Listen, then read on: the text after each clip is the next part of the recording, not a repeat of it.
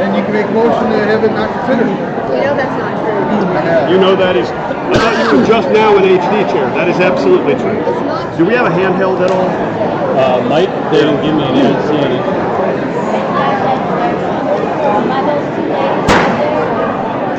Everyone, please take your seats. Everyone, please take your seats. Everyone, please take your seats. It's better without a mic.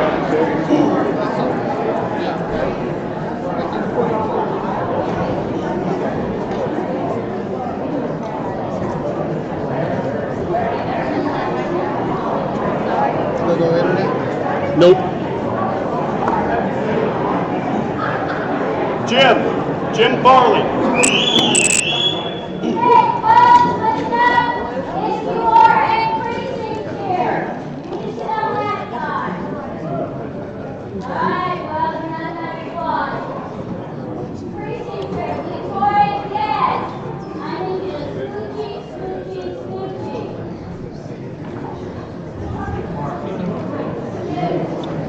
No,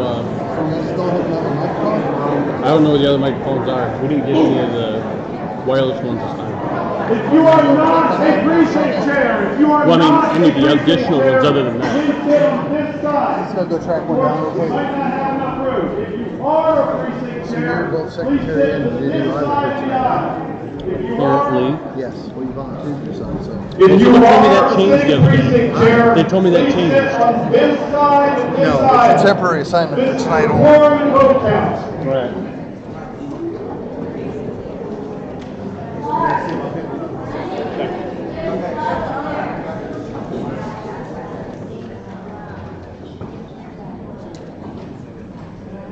Okay, I call this meeting of the Collin County Republican Party Executive Committee to order.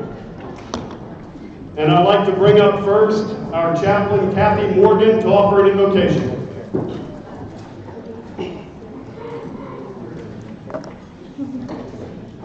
Good evening. Everybody find it here okay? This is not easy to get to, but it looks like the majority of us found it. So please stand up. I hope you've been staying warm the past couple of days. If you bow your head, we'll go ahead and pray. Father, we just come to you and we ask you to bless our time tonight. Let us be in accordance with your plans and your purposes and your will.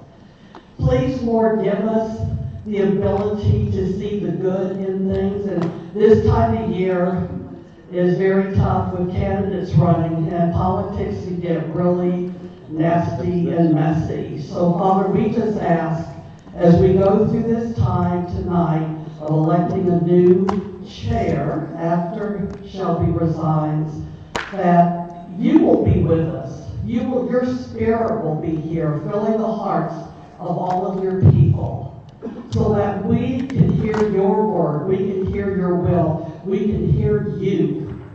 So we act with you, and not many times according to how our emotions feel. So thank you again for this wonderful place to meet.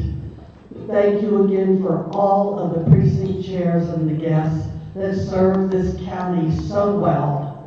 And thank you for those who volunteer so much time in leadership, as well as walking their communities and getting to know their neighbors. We thank you, Lord, that we live in a free country and can do that. In Jesus' name, amen.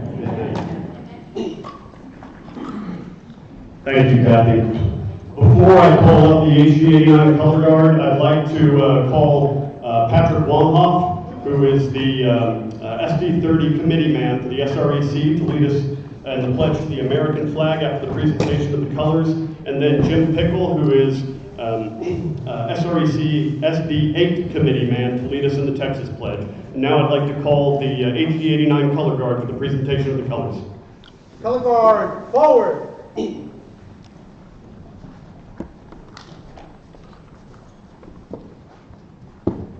Color guard, present colors.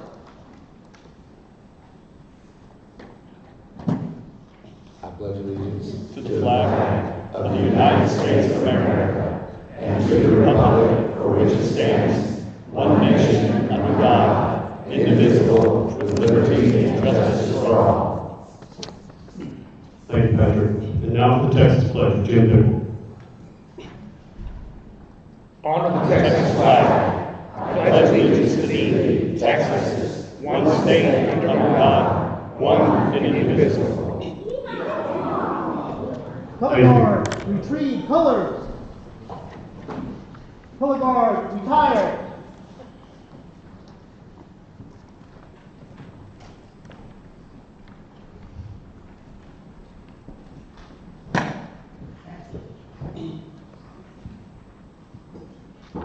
Okay, for this meeting, I appoint Jeremiah Hyman as meeting secretary. That is not party secretary, that is meeting secretary. And Mr. Secretary, do we have a quorum? I dare say. Maybe. Not sure. And then some. Simon's over there. Just eyeballing, we've got much more than a quorum. Okay. So I'll declare the quorum. We do have resignations and appointments and abandonments. We're going to get through this very quickly. Resignations are Paige Streeter, Precinct 40, and Raleigh Abiyoff, Precinct 218. We have to vote on these. Really, it's just an opportunity for anybody who knows of anything outstanding from them to say so. So all in favor of accepting these resignations, please say aye. Aye. All opposed, say nay. All right. We have 3 abandonments, unless they have signed in. So if I call your name, please raise your hand and you will not be considered abandoned. Matthew White, Precinct 217. Danny Bishop, Precinct 157. And Laura Vogelsen, Precinct 161. So for our procedure, we're going to issue letters of abandonment to these precinct chairs. All in favor of issuing the letters of abandonment, please say aye. Aye. All opposed, say nay. Winners. The ayes have it. We have 3 appointments. When I call your name, please come forward. These, Rhonda Rickett for Precinct 250, Philip Lamb, Precinct 58, and Rick Cromack, Precinct 80.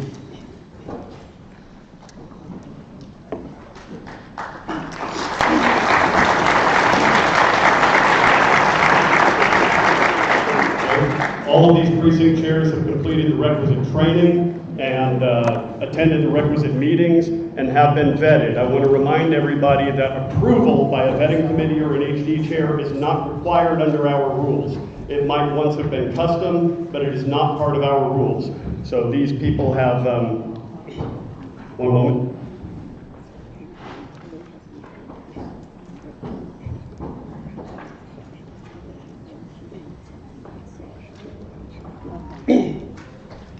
Can you get me the swearing?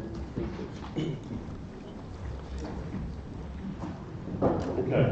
All in favor of accepting these precinct chairs as precinct chairs, please say aye. Aye. All opposed, say nay. Nay. The ayes have it. We will now swear you in.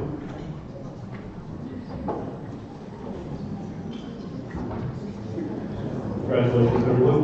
Please repeat after me. I state your name. Do solemnly swear that I will faithfully execute the duties of the office of precinct. Yeah. I'm going to slow down. Do solemnly swear that I will faithfully execute the duties of the office of precinct chair of precinct, state your precinct, of Collin County, Texas, and will, to the best of my ability, preserve, protect, and defend the Constitution and laws of this state, so help me God. I furthermore solemnly swear that I will encourage people in my precinct to be involved by identifying voters, registering voters, informing voters, turning out voters, working polls, assisting candidates, and I will be involved in party conventions. Congratulations. Please take your seats.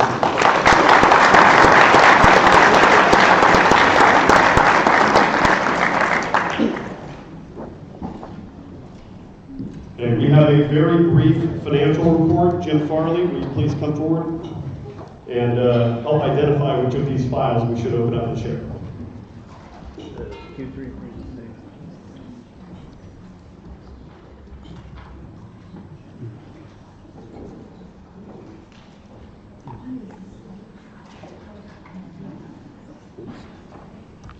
Hey, Jeremiah, can you help me get this on screen, please? Oh, it's probably not set to it.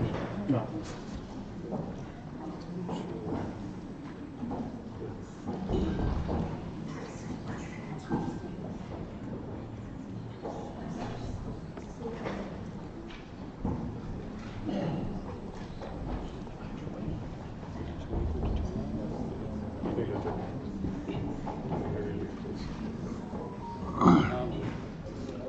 Jim Farley. No, it's on. Sure. Yep. Let's get close to it. How you doing? This is fairly brief. We're come to the end of the third quarter, which is our fiscal year ends in June, so the end of March is our end of our third quarter. So this is a Q3 report. The cash balance, you see a total of $211,000, 226. In December was 175. So this probably, we just had Lincoln Day, so this is probably kind of peakish, at least as far as the quarter goes. We'll get a little more in, a little more outside, but it's a good, as I said, probably the first balance that we've at least seen in recent years at over $200,000, so we have a lot of cash. And there was a question the other day about whether we had any debt. We have no debt. We have no debt agreement, therefore there's no debt. I mean, there's nobody, we have cash, that's what we have.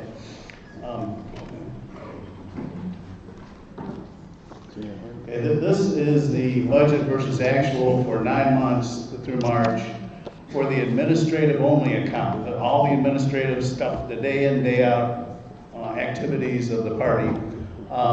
We have actual revenue of about $36,000. The budget was $26,000, so we're over by about $10,000, better than the budget.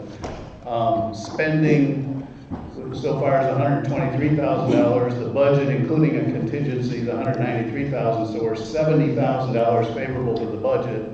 There's just a lot of increases that just haven't kicked in yet. So through 9 months, we're favorable both on the top line revenue and on expenses, $70,000. So altogether, we're $80,000 ahead of the. We projected $167,000 down for the administrative budget, which this is where we spend the money to support the party. Other things provide the resources, but we're only $87,000 now, so we're $80,000 ahead of where we thought we would be on the administrative budget. This is all the other activities. The budget committee, by the way, a couple of years ago had us look at everything. We had really talked about mostly the administrative budget in the past. This time we have the administrative budget, Lincoln Day, Victory, golf, new revenue, and then ticketed events. And we're basically up on most of the revenue areas. We're up $10,000, as I said before, administrative, and $40,000 up in Lincoln Day. This is Lincoln Day through the end of March. We're on a cash basis, so there's a few things that come in April, both plus and minus, and I'll talk about that in a minute. Actually, Lincoln Day, year to date, the actual number is $200,000, which is exactly what the budget was, so we're okay. What I did here is I was trying to allocate the budget because we're not quite through with the season. Next month is will be complete. So there's a few things left to go on Lincoln Day, but we're ahead on the revenue side. We spent more money, 50 feet that we had Ted Nugent, frankly, is an expense here. So we're down relative to the budget, but the actual number of revenue so far is $200,000, and we spent $145,000, so we're $55,000 net fundraised. The budget was $85,000, and I think what's going to happen in the first week of April, there's 14, actually the first day of April, we have $14,000 and we still are looking for the Dan Patrick pledge $5,000, so that's $19,000. So I rounded to $20,000. There's going to be $20,000 more come in and maybe 5,000 more go out. So 15-ish would be, if we're 55 ahead, we'll probably be 15-ish ahead or more than that. So $60,000, $70,000 would be the net fundraise out of Lincoln Day. The budget was 85,000, so we're almost there as far as the budget. We're probably going to beat the budget on the revenue side and a little bit more on expenses. For victory, we were $60,000 ahead. The Trump signs really sold well, which is a good thing. We did spend a little bit more. We invested some of that money into the actual campaign, $21,000. So we're net $39,000 ahead of the budget. And I did note there that there was a commitment there was a meeting where the judges were there, and they said that we're going to contribute money on the basis that in 2 years we'll support them. Well, we always support the budget, the judges, so I don't think that's a huge commitment on our part. But anyway, 25,000 of the 39,000 could be considered a future commitment. I don't know if it's a heavy commitment, but anyway, there is a commitment there. The new revenue, we're down about $10,000 relative to the budget. That's a new revenue source, the charter members program. We're at 20,000, which is about, the actual number is 20,000, we're 10 less than the budget, so we're almost there. Overall, we're at $98,000 favorable to the budget on the revenue side and about $3,000 negative on the spending side, which is less than 1%, by the way, of the budget. So overall, we're 95,000 favorable to the budget. So that's really what I'm asking. Thank you very much, Jerry.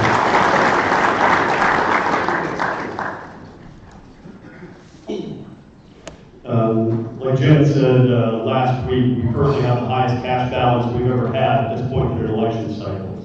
And preliminary numbers for Lincoln Day, everything's still coming in, but we're looking at $248,000 in revenue, $131,000 in expenses for a net gain of $117,000.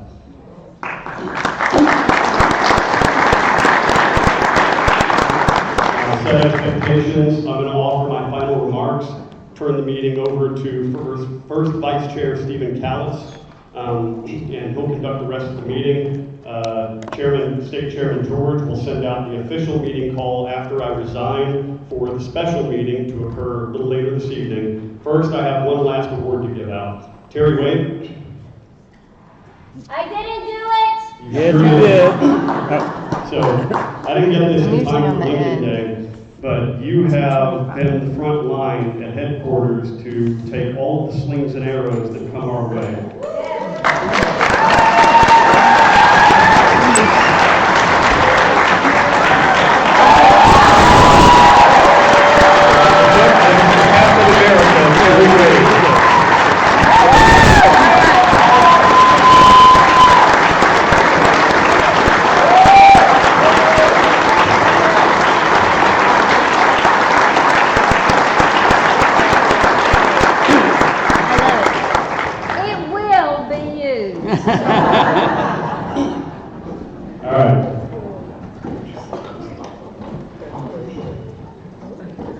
Everybody knows there's considerable strife and dysfunction in the Collin County Republican Party Executive Committee.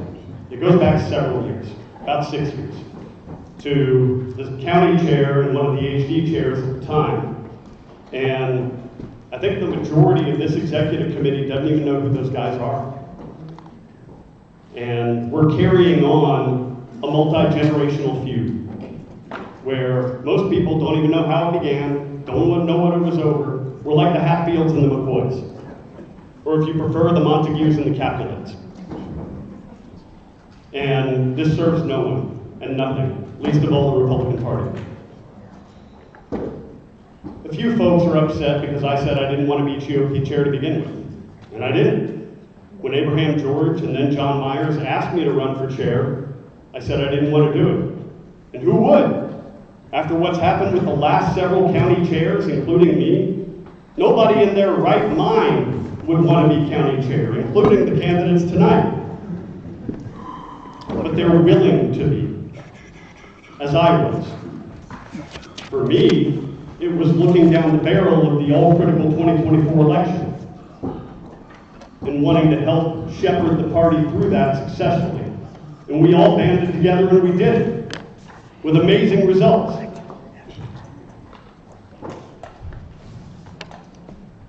And I said when I was sworn in as county chair, we are not one another's enemy, and neither are the Democrats. The Republican Party was founded in 1854 as an anti-slavery party. You remember me saying this. And our core mission, then as now, is to advance liberty. That has always been our charge.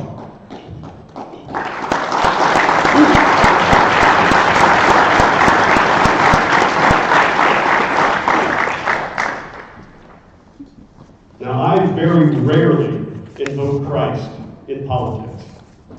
Oftentimes, when I hear it done, it seems self-serving or self-righteous, and I feel that skirts violating the third commandment, don't take the Lord's name in vain.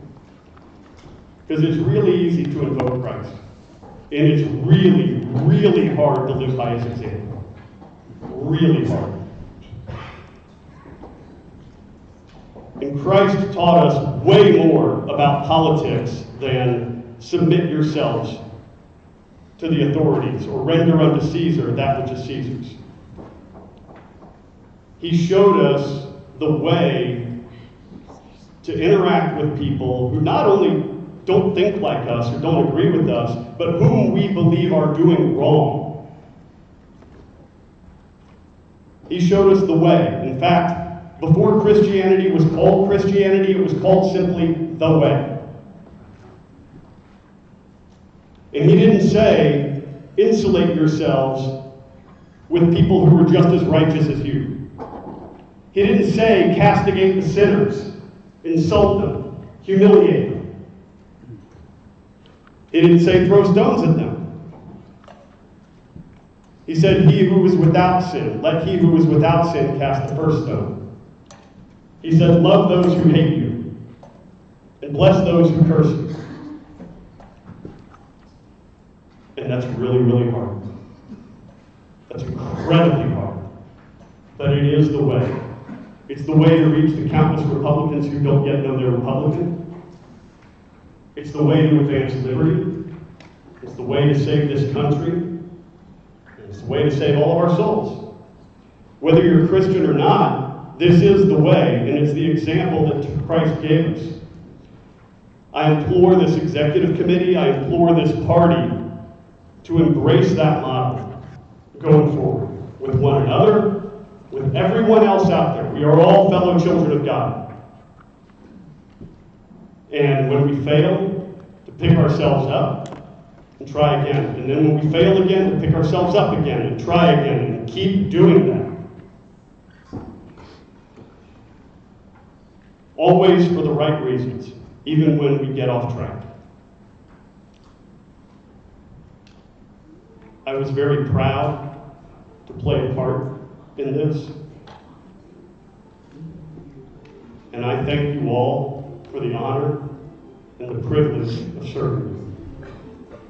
I hereby resign as chairman of the Collin County Republican Party. Thank you, Shelley.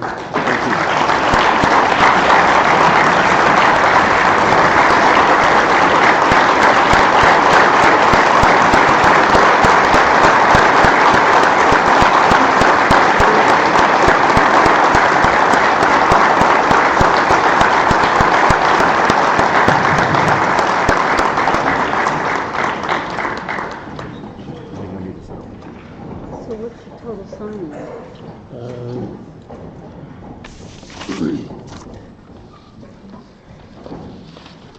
All right. At this time, I guess we'll have our introduction of elected officials and candidates. I believe they're already lined up. Feel free to use the microphone up front there, and if you would limit your comments as much as possible, it would be appreciated. Oh. Which is one color side of the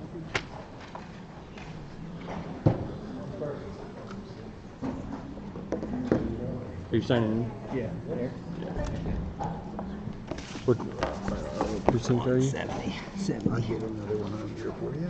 Hello everyone, I am Nicole Hunt. I'm running for City Council Council, place 2 in the city of Anna. You said 177. No, I said we had somebody step down recently, and I would like to run. I need your support. I was told this is the place where I would find friends and allies, and so I thank you for inviting me. I am Nicole Hunt, running for City Council, place 2 in the city of Anna.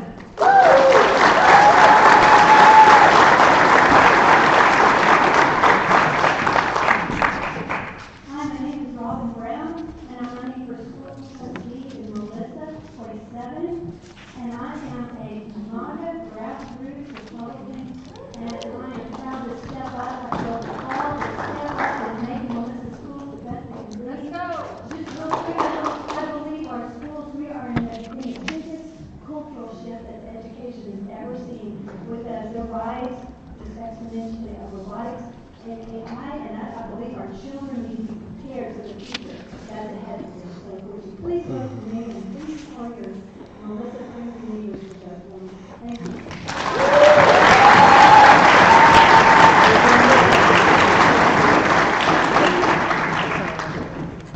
Hi, my name is Deborah Kosky, or Debbie or Deb.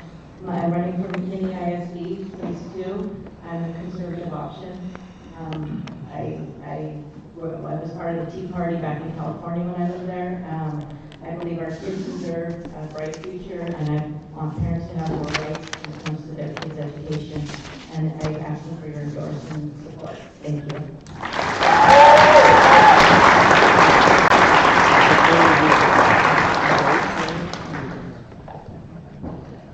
Yeah, we're gonna have to recount them anyway. Hello everyone, I'm Jen Warren. A Republican voice for McKinney City Council District 3. And you know what we're going to do? We're going to find alternatives to that stupid airport extension. We're going to keep taxes low. We're going to keep stopping apartment overdevelopment in McKinney. And we're going to put the voters and not the developers first. Vote for me, Tenny Warren, City Council. Yeah. And I can recount, keep people signing. I'm Stacey Weaver. I'm in a countywide race for Collin College Board of Trustees, place 4. Please take push cards, take signs, tell your friends. I don't know what I was thinking, starting with county and not city. It's a big county. So I can use all the help I can get. Thank you.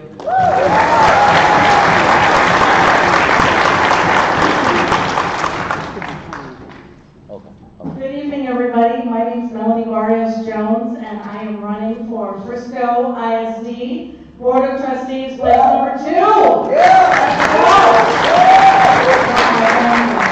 first want to thank the Collin County GOP for their endorsement. I really appreciate it. I promise to do you proud. Frisco has some challenges. My top 3 priorities are on my street signs, on my push cards, fiscal responsibility, school safety, and district transparency.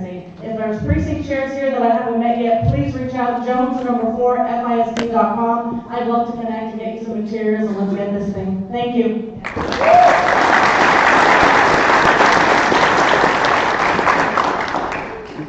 Hi, Wendy Mattingly. I'm precinct chair 37 in Blue Ridge, and I'm running for city council. I don't think anybody here can vote for me, and I will be contacting people for block walking, probably starting next week. Thank you.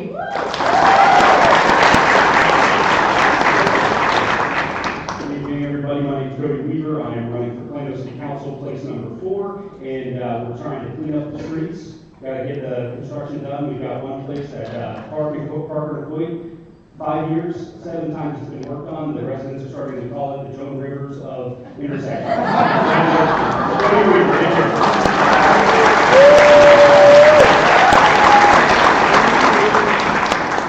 Williams, I'm running for Plano City Council, place 2. I want to thank this body for endorsing me.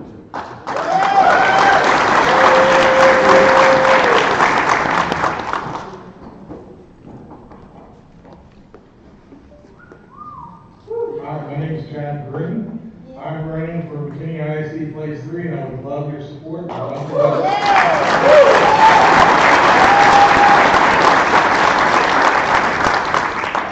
Good evening, I'm doing double duty tonight. tonight. Jared is at a Frisco City Council meeting. It was important for him to be there as a candidate. My name is Stephanie Alon. I'm running for re-election to the Frisco ISD Board of Commissioners.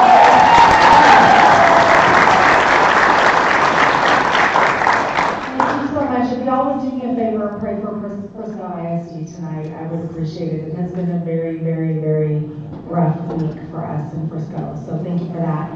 Jared sends his regards, and we also just wanted to thank all of the Frisco and Frisco ISD precinct chairs for all of your support this election. I know you've all been block walking, and we've got poll greeting coming up, so really appreciate that. Also, we had great feedback and support from non-Frisco and Frisco ISD precinct chairs who are in Collin County. So for those of you who came out block walking this past weekend and have already signed up for poll greeting, Jared and I cannot thank you enough. We need every bit of help we can get to win this election, and we appreciate our support in Collin County. If you have not had a chance to volunteer yet, and you would like to help us block walk and poll greet, there's still a couple weeks left, you can either see Lisa here in the corner, or you can see Rachel right over here in the back, and they'll get you connected with us, or you can connect with me and Jared directly if you have our numbers. Thank you so much. God bless.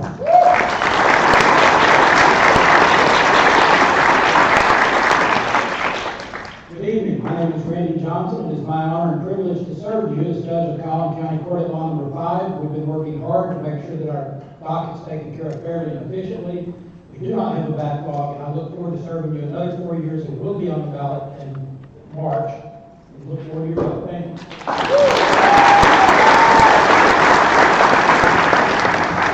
Jill Willis, judge of the 429th District Court, and it's an honor to serve you. Thank you.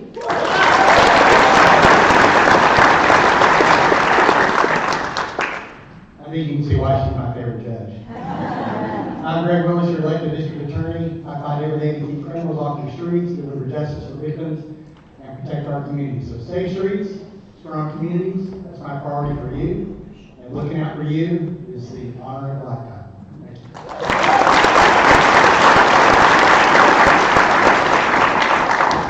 you. Good evening, friends. I'm Chris Hill. It's a privilege to serve the Collin County Judge.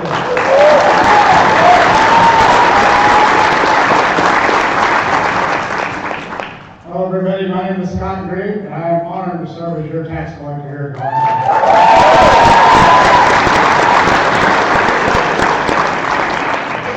My name is Dwayne Kurtz. I'm Possible Precinct.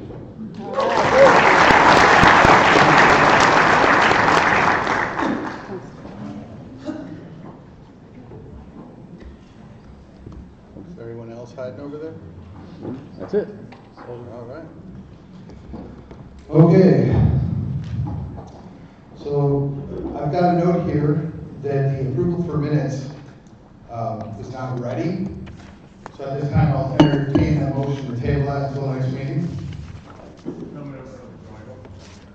Roy Joy moves. Anybody willing to second that motion? Did you get that, Mr. Yeah, Secretary? who was first? I think Mr. Shoemaker was next. Second, Shoemaker, precinct 28. Okay.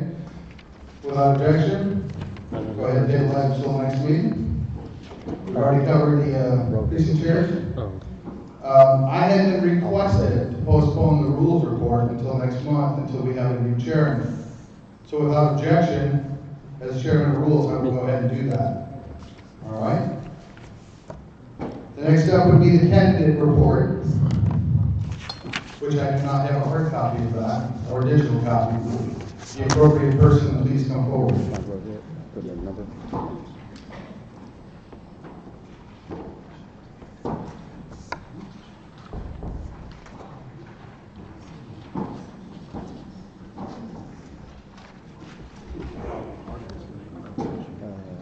Okay. 77. Okay. Parliamentarian. Oh, you didn't stand up the whole time. Yes. So the candidate committee does not have a digital copy for me to display. I think this will be rather easy. We have two candidates for recommendation for approval. In the city of McKinney ISD.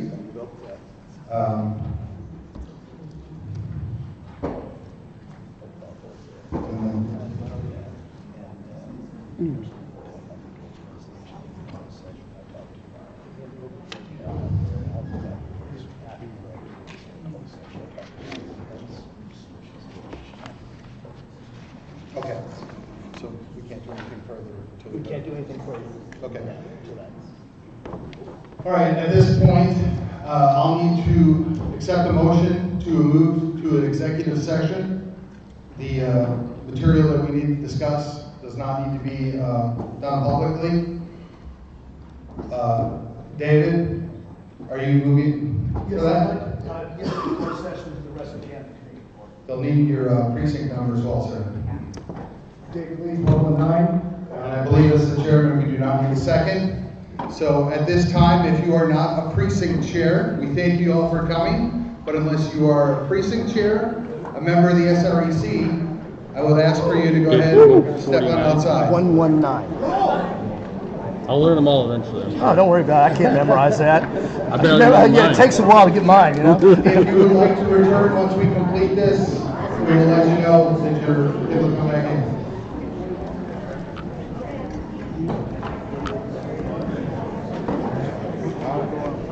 Yeah, you can just hang out. Yeah. I have a question for you. Yes, sir. Sorry. Okay. Oh. I don't know anything. Yes, Yeah, ma'am. yeah, for precinct chairs. Go ahead. Yes, I'll get it. Do I get in trouble for I get food? I took a couple of pictures.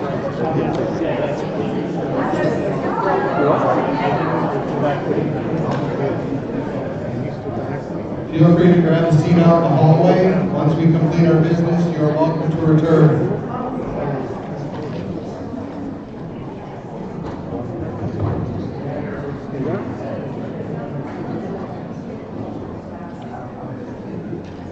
This is great. Yeah, this meeting is pretty, Like about 5 pretty minutes? raw. I'm surprised there hasn't been more yelling already. But it looks like it's about ready to pop off. Okay. Sir. Well, I've been parliamentarian for a while, so I'm for the. They're not in order. Texas. Oh, okay. But I'm for all the clubs and everything. All the years and stuff like that. And it's so funny. I was for East Coast Dance Moms. You want to talk about fears? Oh my, yeah, I know. I think there was an email. My wife's got a couple of friends that are like into it. Oh, yeah. Like $3,000 dresses for like 4-year-olds. Oh yeah. Oh, So yeah, like, definitely. that's a whole other world. The bad thing about it is, because my daughter was, All right, at this time, it was crazy. And then they get to everybody college and that's they in forget here about should it. be a precinct chair Thank you so or an SREC member. Thank you. Anytime. I didn't get your phone. And Jim. And Jim. Yeah. I'll be right back. I gotta give these to Mark.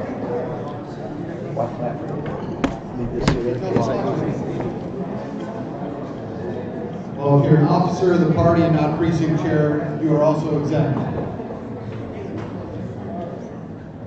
Okay. Is there anybody in here that is not an officer, not a precinct chair, or not an SREC member? All right. Sergeant Arms, if you could go ahead and secure the doors for us, please.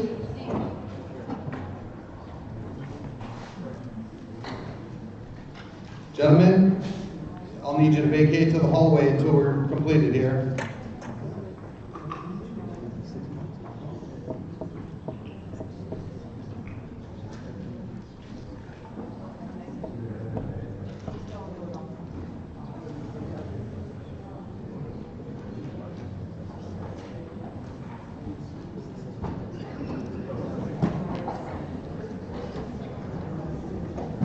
Let them go out.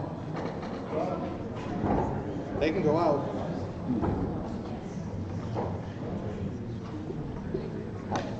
They're not in the water this week. Tell me what. Not going back in whether they should or not. We hope they stay that way. Yeah. Didn't know that. No. Did I touch them? Yeah. Okay. You guys are exempt, thank you. Yes, sir. We're good.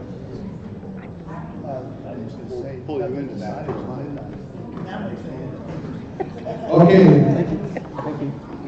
Okay.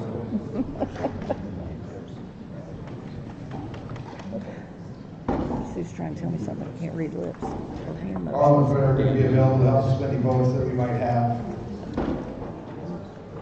Okay, so we're gonna go with the easy part. City of McKinney, ISD. In place 2, we have Deborah Klosky, that's been recommended with a vote of 21-0, and Chad Green, that has been recommended with a vote of 22-0. Being that it's being presented by committee, I do not need a second. Do we need any discussion? Okay. Hearing none. All in favor? Aye. Any opposed? All right. We'll call that unanimous. I think so. All right. Take the win.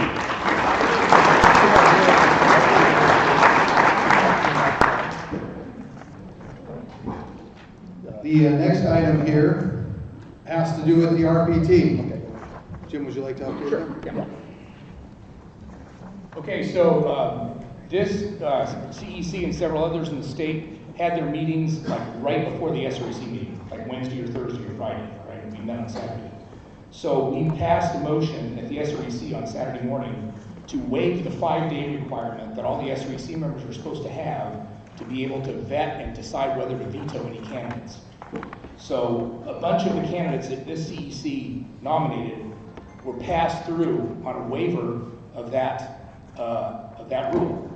And they are Bert Thacker, Doug Reeves, Melanie Barrios-Jones, Mooney, I'm gonna mess this up, Janet Garijan, Mooney. yeah, okay. Stephanie Field.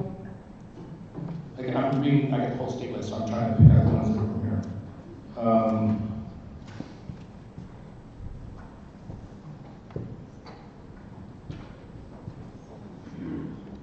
And there are 23 candidates from across the state that didn't make that deadline. So they are being vetted in the 5-day window, which ends at 11:59 tonight. And one of those on that list of 23 is Carson Underwood. So we will know at 12:01 tonight whether you got the state endorsement. Thank you, Mr. Chairman. Yeah, I'd like to elaborate on that. Carson Underwood is endorsed by Denton County. And Doug Reeves is endorsed by Collin County. They're both Republicans and they're both running against each other. So that's what's going on. And we'll know at 11:59 or some time after that whether how it shakes out. But right now, both the candidates may or may not be endorsed. Okay. Yeah. Hey, okay, passage. That's why we're in closed session. The SREC had enough votes to veto his endorsement. As you all probably have gotten, many of you got emails about him, and I would like to elaborate on some of those emails. And it really is Rohit here. Okay, I'm going to make a motion suggest that we discuss it here, but I'm going to talk about what I do know to be fact. First of all, I'm just curious, how many of you did get a letter about, email about, okay, so enough people have.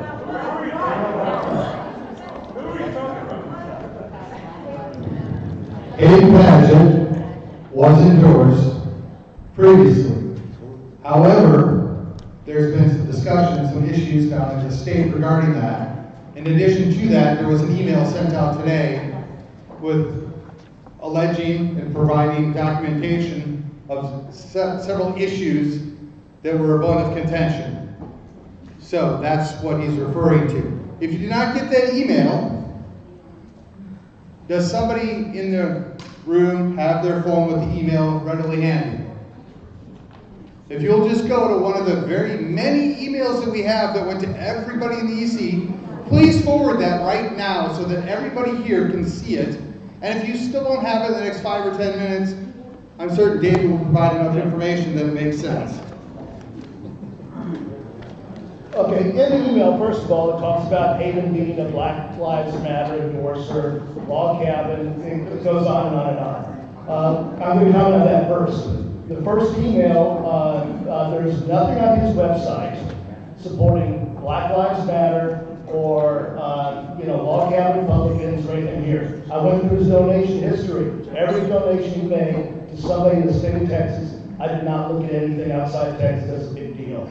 But everyone in Texas, since he's been here, pure Republican, 100% Republicans, and I might add, he's been very generous. So there's nothing in his donation history yet. This one video where he's talking about supporting Black Lives Matter, I assure you, you watch the first 10 seconds, it's edited. As such, me personally, you have an edited video that takes a position about something that comes from, people just emailing it out. At least for me, I'm going to advocate you ignore it because you can't prove anything with an edited video. You do not know what's going on. I looked, and there is no video available as far as I know. I'm going to let Rohit talk about this because he has first-hand information there, but I want to move on forward here. The rest of this talks about something that happened in California many years ago, and I've got no first-hand information, yes or no about it. There's something in the letter. I will let y'all decide what you decide. I do also say the email that did go out from the Rogue GOP a couple hours ago that went to probably everybody. I looked up the address of the sender. This is an empty lot, 400 square foot lot with a tree in it. So the location it came from on Google Map is bogus. Draw your own conclusions about whether or not that can be supported or believed. At this time, I would like to just take some freedom and ask Rohit because he has some first-hand information. Before Rohit speaks, please do not interrupt. He's got first-hand knowledge. We're going to respect that. How much time do you think you need? Not much. I'm just going to say that, yeah, this letter was out 6 years ago or something. It's all false. I mean, we've all seen it before. There's nothing new really coming to light about this. The Black Lives Matter thing is edited. The other allegations in the letter are exaggerated. Some of them outright false. So, I mean, I'm not entirely sure what we're trying to do here. This whole thing is out of order. If there's a motion, I'm not sure what it is, but it seems to be out of order. Yeah. Thank you.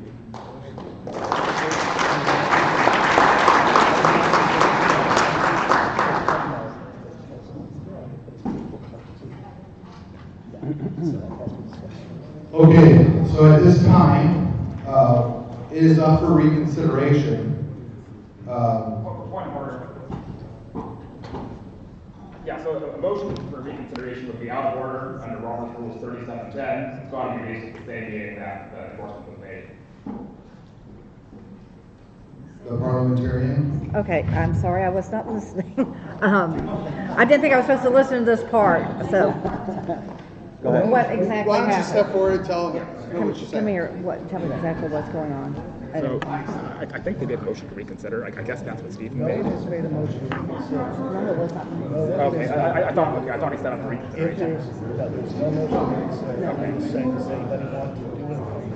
So to be clear, nobody's actually made a motion for reconsideration. I was merely saying that now would be the time for reconsideration. Okay, they haven't made it. Okay, yeah. Okay. And whether or not Rohit's objection is sustained, I don't know yet.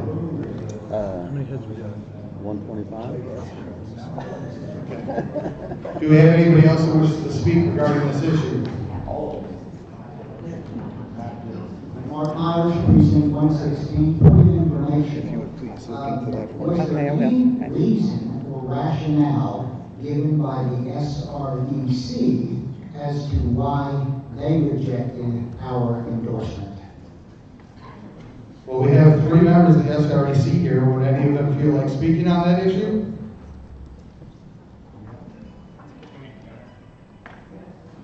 Before we do that, Mr. Donovan, do you have anything directly pertinent, or would you like to hear from the SREC first? I was one who vetted, so here in Plano, so I thought I'd just make a comment that germane to the vetting. Okay. Patrick, why don't we let him speak? Yeah, John Donovan, 137. I was the lead for Plano under David for the vetting process.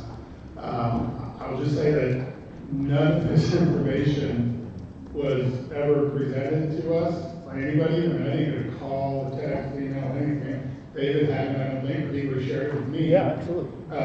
So we vetted this candidate like we did every other candidate with the same batch series of questions, and that's why we included him in part of our list of recommending general endorsement to the body. So I just wanted to reiterate that. There was no indication of any reason why the Collin County GOP would not want to endorse this candidate. Thank you. Thank you.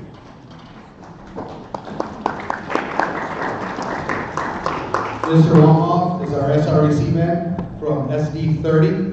Jim and I will tag team this as we have different viewpoints. I submit there was an edited video. Where's the full video? That would clear up the whole thing, right? We were all young at one point in time. We all say things we don't mean. Lord knows I post stuff all the time I don't mean, right? Where's the recantation from the candidate saying he does not believe these things that he said in the video is the question that arose during some of the discussions with the SREC. We've all said things that we wish we wouldn't have said, but we haven't seen a recantation from him saying, I don't believe that the Republican Party has a horrible history or whatever he said. Well, I can answer that because no one brought it up to it. We did not see any indication of this. It's news to us. Maybe you would have brought it to his attention directly, so I can't speak what you Right. I'm just saying that we did not come up because we had no reason to saying that it's out of order. Go to the microphone. Sorry. I'm sorry, Okay. to address, go ahead, right. To address that, we had no idea that this information was out there. Had we known, yes, we would have brought it up. This was just foreign to us. We had no You weren't aware of the video? Correct. Oh, okay. Weren't aware of any of this. Patrick Wamhoff, SB30, SREC. Jim has from the candidate committee was the one that makes the, not the SREC members, the candidate committee, didn't make that committee. Yeah. So what happens at the SREC, we have a local candidate committee, the SREC 9 people, Ralph White is the chairman of that committee. They receive the applications of the candidates that received endorsements from the counties, all of the states. They vet those applications, and they decide then, after they vetted the applications and done some other research, whether that candidate should get the state endorsement. If they give it thumbs up, then they fall into the pool of going to the SREC for a full vote. If the candidate committee is thumbs down, they never make it to the SREC for a vote. Hayden's application did not make it through the candidate committee, and so the SREC never got to vote on it one way or the other. So I complained about that because, and I'm not saying anything about Hayden, I'm just a rules guy, right? I objected to that with Mr. Fight, Chairman Fight, because Rule 3, Standing Rule 3, which is the bylaws rule of the SREC that talks about giving the state endorsement, doesn't say anything about going outside of the principles of the party and the answers to the questions on the candidate's application. And I asked Ralph, I said, did the candidate committee find anything in those questions or anything about the principles of the party that Mr. Hayden's application should have been nixed? And he said, no, we went outside, we looked on the internet, we saw a bunch of stuff that we didn't like, we looked at history, he was the one who blew up getting the RPTs endorsed or partnership with YRs. They had to start with YR, there was a lawsuit involved, he was part of that. That's the stuff that the candidate committee at the SREC looked at. I still object to that, and I'm the chair of the rules committee at the SREC, and we are going to fix that at the next SREC meeting, I promise. Okay? This won't happen again. Unfortunately now, the SREC candidate committee has rejected his application. He will not go to the full SREC for a vote, and he will not get the state endorsement on that basis. That's correct. What you guys are here? Sorry? Just 1 second. Is this part of the standing or special committees? No, it's part of the, this is Robert's rules. Well, I know, yeah, what I'm saying, you see here it talks about, if it's more than 1 day, then it is, then you can, but if it's less than, if it's 1 day or less, then you cannot, reconsideration can be moved only on the same day the original vote was taken. Or the next succeeding day. Or the next succeeding day within the session. So because it's more than 2 days old, the ship sailed? That's correct. Yeah. Okay. Yeah. I'm informed that reconsidering this matter or any other matter with the endorsements is out of order, has exceeded the time limit. So we will not take any further discussion on the matter. Thank you. Can I just make a comment? Of course. Okay. One of the things that was was called to my attention, which I did not know about until a few days ago. Hayden was very upset with the decision that he and Matt Rinaldi had a kerfuffle, and he sent a box of rotten apples to the RPT headquarters. And I'm quite sure that that was an influencing, determining factor in his refusal. Okay. Being that there can be no further reconsiderations at this time, unless anybody else has anything else pertinent.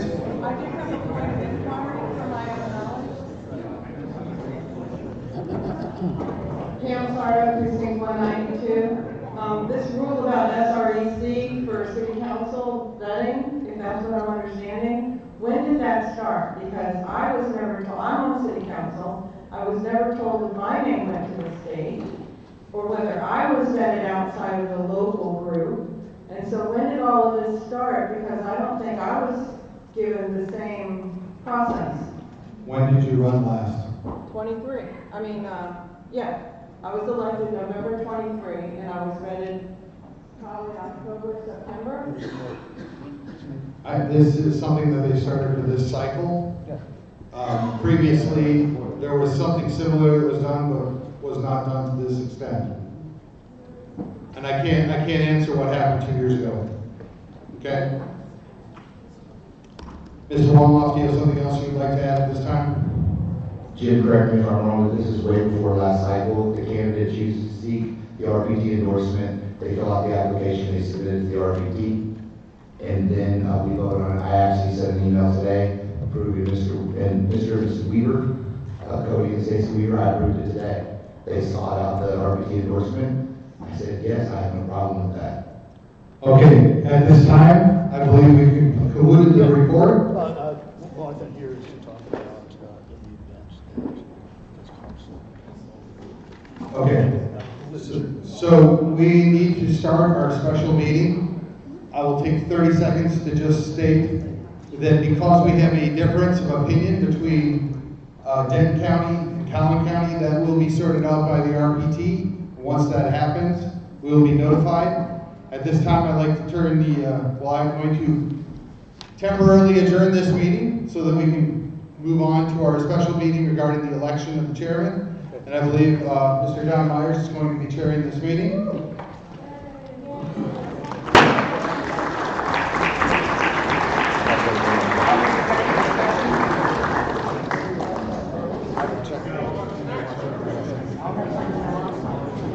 Mr. Chairman, did you want to allow our visitors back in? Absolutely. Okay. Go ahead and let them back in. Doing? Executive. Oh, now you're going to come up here and do this? After all this? All come to that. Well, see, Sue, I thought I wasn't supposed to listen to all that, so I acted like I wasn't. And I'm not proud of you. You're right. You're not. That's why Sue wants to sit over there. I see that. She was like, I say, the thing, definitely. So. Yeah. Is this a vote? Oh, she just has to open out it. of executive session. Should they They said it's out of executive And they're no session. longer in executive session. There you go. We have to vote to remove it and executive session. The meeting has been recessed and will be brought back up at the conclusion of this special meeting that started at 7:30. If you are a precinct chair, I need you to move over to the side, please. If you are not a precinct chair, you need to be in the first section over here to the right, my right. I know. Yeah, throw me to the sharks. Throw me to the sharks. I was trying to get your section, John. I said, And if I'd known that, I had brought my Robert's Rule of Order book. The good thing is, I pulled it right up and everything. So. I lose my chair. Hey, I'm sorry about that. I thought I knew I was here for the special election. You were. I didn't know about the. But we didn't have one. That's a good question. I don't know if it's right or no. Well, I pretended I wasn't listening to it. I didn't know we were supposed to be here. Okay, so but we found it. We're good. We're good. Before, and then we had like 15 or something. But then we started saying that the red thing was saying, hey, it's not going to be counted. So if you want to be counted, you just need to bring up 6.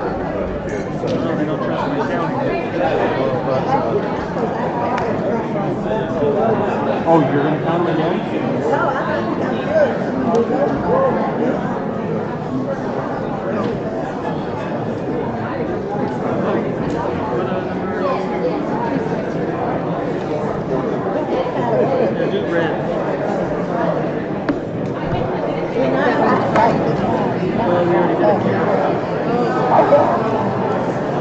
You gotta sign it in.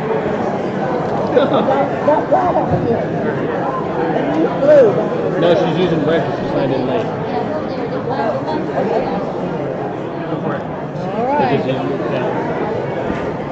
No one told me I had to do this, Sue. You didn't tell me anything. You just said Nobody I'm not told doing me. anything. Terry didn't tell me jack. She ain't told me nothing yet. Well, I think she's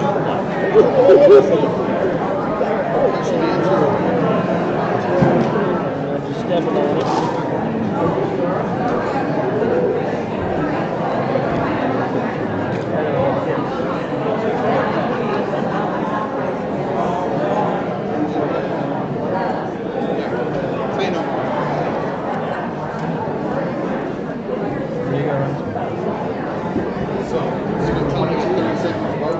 Nice to see you. Thank you so much for doing that. As I said, I knew I was for the special election. I didn't know I was for the other part, so I wasn't really listening. So I didn't know I was supposed to be listening. And then he asked me a question. But we got the answer, so we're good. So this is what they're going to choose, one of these for their at random. At random, And okay.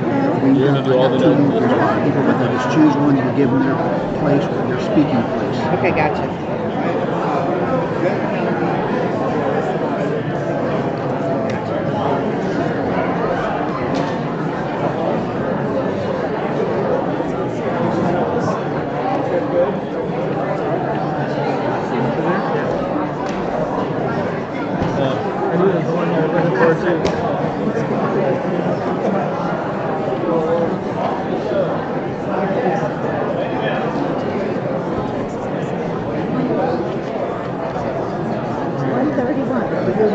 Okay. If you're a precinct chair, please be seated over here. If you're a visitor, you're over there. If you are in the wrong section, you will not get voted perhaps. You will not get the vote. We would not like that. So please, make your way over there. If you're a visitor, please grab a seat. If you have not signed in, now is your opportunity. We need to start here in just a couple minutes. No, we're going to do roll call. No idea. Oh, hey, Sue, I printed out what John sent me. Did you print it out? I did. Okay, good. I think he talks about roll call in here. Right. I didn't know we do a roll call.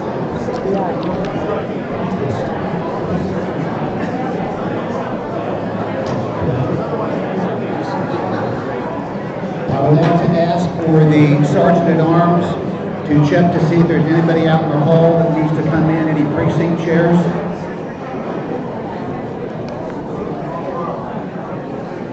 It doesn't say about roll call on the list here.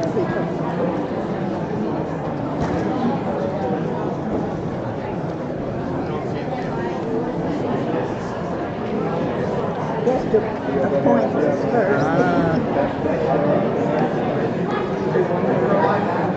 So the total that we had was 131. No, I had 111 first. We had 135. I think we're at 131. But that's what you guys just counted.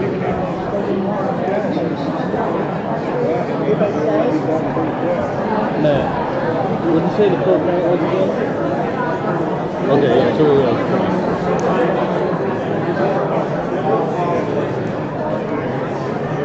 Is that what you got? Yeah. Well, I had a 111 plus we had 28 come in, like it's 131. See if we got any more water. Nope. Scared me there. Oh yeah, he'd be tight. Good evening, ladies and gentlemen. The meeting will now come to order. Very good to see everyone here. I just want to say that You are here because you care about America, you care about Texas, you care about Collin County, you care about your cities, and you care about your local school boards. That's why you're here tonight. Please give yourselves a round of applause.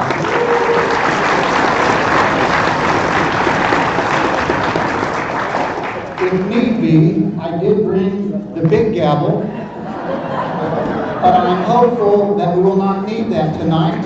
I'd like everyone just to relax, and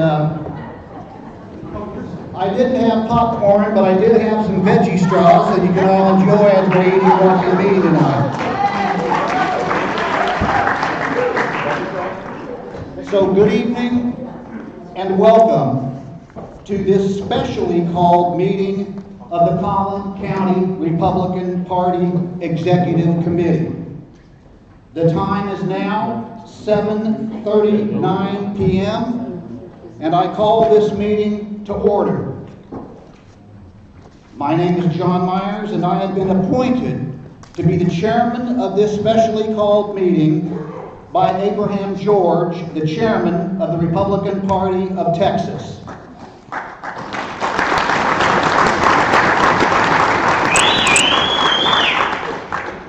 Chairman Abraham's authority to call this special meeting comes directly from the Texas Election Code, section 171.025.A through E.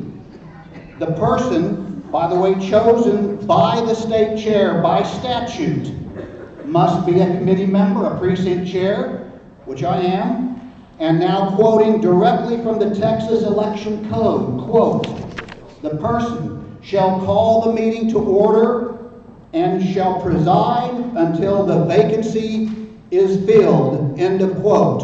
We are going to elect someone tonight as our next Republican Party chairman for Collin County. Please note, as chairman of this special called meeting, I will not be participating, as has been done in the past, or interjecting in the discussions, nor will I give my personal opinions, nor will I be making any motions during this meeting. My role as your chairman is only to facilitate and chair an orderly and properly structured meeting to elect a new chair.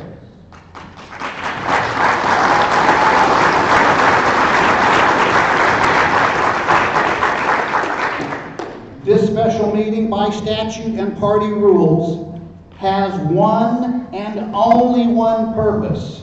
By statute, we are to elect a new chair. No other items of business may be introduced or considered. Only precinct chairs may participate in the voting and discussion at this meeting. We can certainly have, and we do have, many guests. They are very welcome here, but unfortunately guests are not able to vote or participate in the discussion.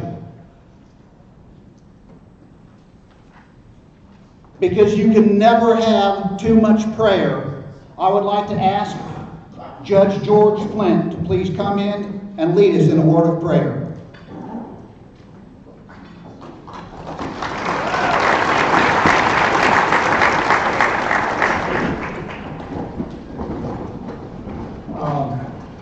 This is going to be a hard time following Kathy Morgan. And Kathy, thank you for your kind words earlier. When I was asked by John to do this, I thought, maybe we should just start off with a little scripture from the Old Testament. This is from Proverbs 2, called The Value of Wisdom. My son, and I would add, although it's not in the text, and my daughter, if you receive my words and treasure up my commandments with you, making your ear attentive to wisdom and inclining your heart to understanding. Yes, if you call out for insight and raise your voice for understanding, if you seek it like silver and search for it as for hidden treasures, then you will understand the fear of the Lord and find the knowledge of God. For the gives wisdom. From his mouth comes understanding and knowledge. He stores up sound wisdom for the upright, and he is a shield to those who walk in integrity.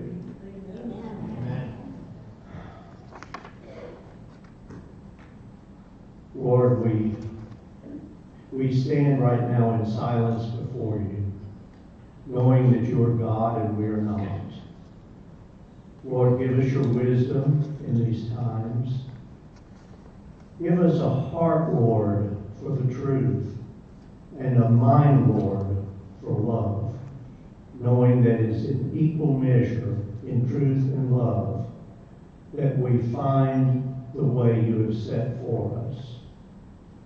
Lord, temper our speech with salt and light, that we may speak truly, fearlessly, but in love. Strengthen us in our callings and help us through this night as only you can. I ask for myself this in the name of Jesus Christ, and I ask you to join me with an amen. Amen. Thank you, George. You may be seated.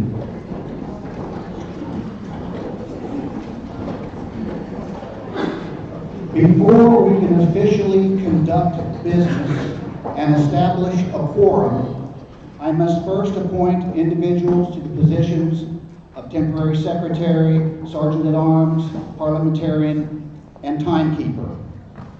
For the purpose of this meeting and this meeting only, I'm appointing Sue Reeves to serve as temporary secretary for the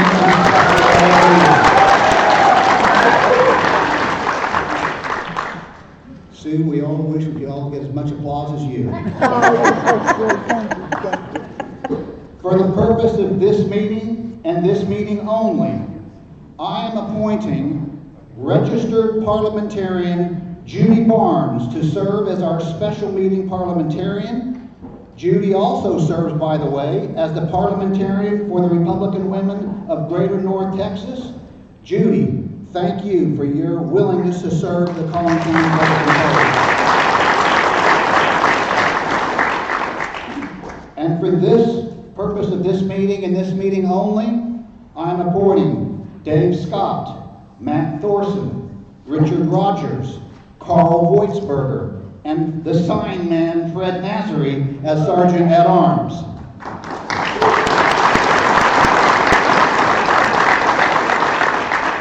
And finally, we're going to need a timekeeper, and I am appointing Brian Fletcher to serve as our official timekeeper. Brian, thank you for that.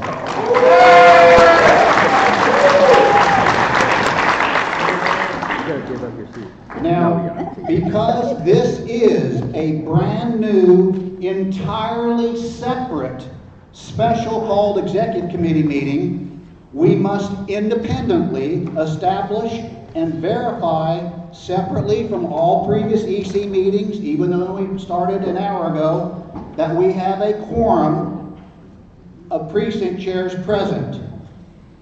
We must have that quorum to conduct business at hand, and I must also tell you that the TEC, that's the Texas Election Commission, and the RPT rules call for a special quorum for this kind of meeting to be at a higher standard of 50% of precinct chairs in attendance rather than our normal 25% standard for EC meetings.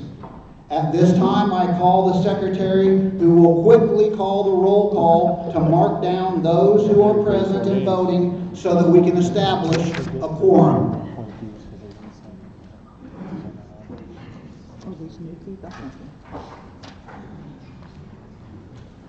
Mr. Chairman, I don't know how quickly we're going to do this, but we're going to try. Jeremiah Hammer. Yes. Chris Hughes. Paul Fruit. Here. Ann Mellon Campbell. Here. Darlene Hyde. Here. Cindy Darling. Here. John Campbell. Here. Julia Smucker. Here. Latana Morgan. I'm sorry, Jatana Morgan. No. Jennifer Ponce. Yes, here. Jatana, were you here? No. Matt Thorson? Here. Joshua Gurney? Here. Candy Maxey? Here. Jared Shoemaker? Here. Stephanie Reeser? Heather Tanner? Here. Cody Weaver? Here. Sandra Halsey? Here. Robert Canright? Here. Gina O'Brien? Wendy Mattingly? Here. Debbie Bowers? Here. Hey, Tim McCord? Here. Matt Sadie? Here. Thank you, Matt. John Paulson? Here. Cindy Patterson? Here. Susan Christensen? Here. Caleb? Here. Thank you. Denise Mitchell? Brian Corrigan? Michael Schrein? Here. Thank you. Jeffrey Lytle? Here. Cynthia Meyer? Here. Catherine Gibb? Here. Terry Black? Here. Bob Ressler? John Myers? Here. Thank you. Lexi Allen? Here. Pat Greer? Here. Terry White? Here. Troy Patterson? Here. Phil Stillo? Here. Ken Pittman? Here. Greg Knapp? Greg Knapp? Frank Eastermoney? Here. Rohit Joy? Here. Debbie Chapman? Mary Kay Adams? Here. Christine Nordenbergen? Here. Cynthia Crowell? Here. Stephen Kleinberg? Here. Jonathan Goodell? Here. Meany? Yeah, here. Thank you. Carol Aldridge? Present. Lori Franklin? Here. Roger John? Cassidy Johnston? Mike Wallace? Curtis Carey? Here. Annette Mueller? Here. Jessica Halsey? Here. Stephen Callis? Present. Thank you. Charles Peterson? Here. Brian Will? Here. Rosanna Gonzalez? Here. David Kemp? Dennis Botkin? Here. Ivan Sifton? Here. Tim Bates? Here. Linda Block? Here. Mark Myers? Here. Vicky Costa? Here. Rustin Wright? Here. David Lethy? Here. Paula G? Here. Marilyn Seven? Here. Jerry West? Here. Daniel Rudd? Aye. Margie Lawrence? Brian Long? Here. Rachel Elliott? Here. And Santa Thomas? Present. Suzanne Sleva? Here. Dolores Miles? Here. Deborah Habernick? Here. Sharon Duncan? Here. Stacy Hanser? Here. Brian Fletcher? Here. John Donwood? Welcome. Justin Bennett? Here. Frank Dishman? Jeffrey Hall? Here. Frank Hodge? Here. Maggie Witt? Reporting for duty. Tyler Milford? Here. Rhonda Wyatt? Hans Frost? Matt Craycroft? Lynn St. Angelo? Here. Joshua Fripp? Here. John Montez? Here. Mike Madden? Here. Here? Here. Thank you. Danny Bishop? John Conkle? Here.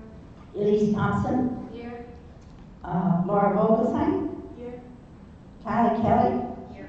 Denise McNamara? Present. Michael Padilla? Present. Roy Rayleigh? Carla Gant? Here. Amy Haynes? Here. Liz Chase? Here. Russell Bittner? Here. David Russell? Shelby Johnston? Here. BJ? Here. Thank you. Kathy Hannabar? That's me. Sue Reeves? Here. Ramash? Here. Thank you. Ben Mooney? Present. Thank you. Karen Ortega? Karen? Here. I know you're here. Bob Collins? Here. Pamela Sardo? Here. Dixie Jeffers? Here. Jeremiah Hyman? Here. John Heisner, Here. Lavani Ronco. Oh, thank you. I didn't hear that. Heather Bailey. Debbie Lindstrom. Bonnie Daly. Jared Elad. Byron Henry. Here. J.J. Rumsberg. Here. Thank you. Matthew Woody. Raleigh.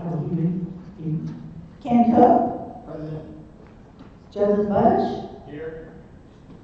Nancy Robertson. Srini. Here. Angie Scott. Max Miller. Max Miller. Lisa Ackerley. Here. Sandy Davis. Here. Sandy Davis. Here. Thank you. Al Larkin. Christian Rivera. Present. Thank you. Sue Silver. Here. Kimberly Armstrong. Here. Suresh. Here. Deb Reeves.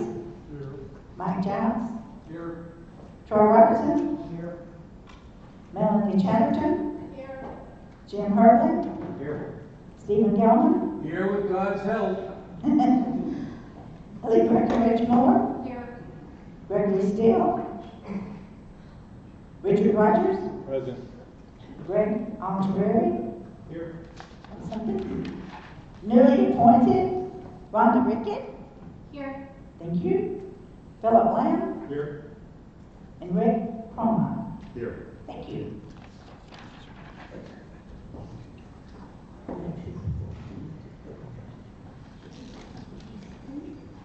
The secretary informs me that we do have a quorum established. We will go into that.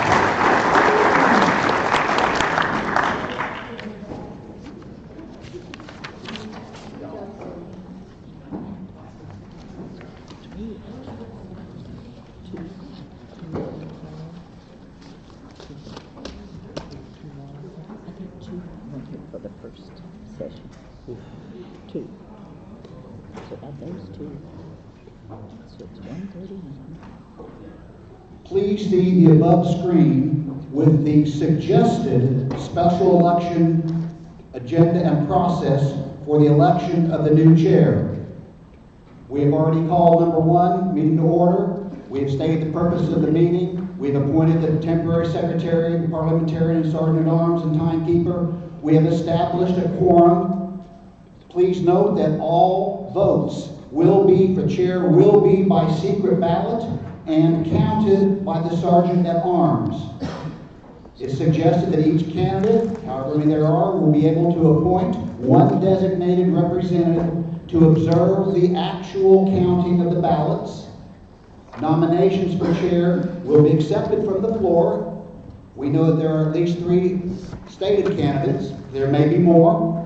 All nominations will require a second. And once nominations are over, the chair would then, at that point, entertain a motion to close nominations. This is where I want you to pay close attention, starting with number 12. Each candidate, order to be determined by random drawing. We actually have them for each one. They'll choose one of these, and there is a number on the back of that will be randomly selected. Will be given suggested 6 minutes total to present their case to the body, and the 6 minutes would include the time taken by any speaker designees of the candidate. But the total time would be 6 minutes. After all candidates and their representatives have spoken, there would then be followed up with an 8-minute question and answer session for each candidate. Again, order to be determined by random drawing. Precinct chairs asking questions of the candidates are limited to 30 seconds to ask their question.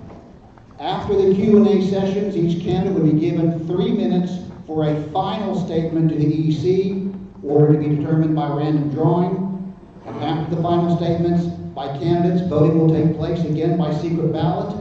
A majority of those present and voting will be required to select and elect our new chair. If no one is elected on the first ballot, the recipient of the fewest number of votes would then be dropped, and a vote for the remaining candidates would take place.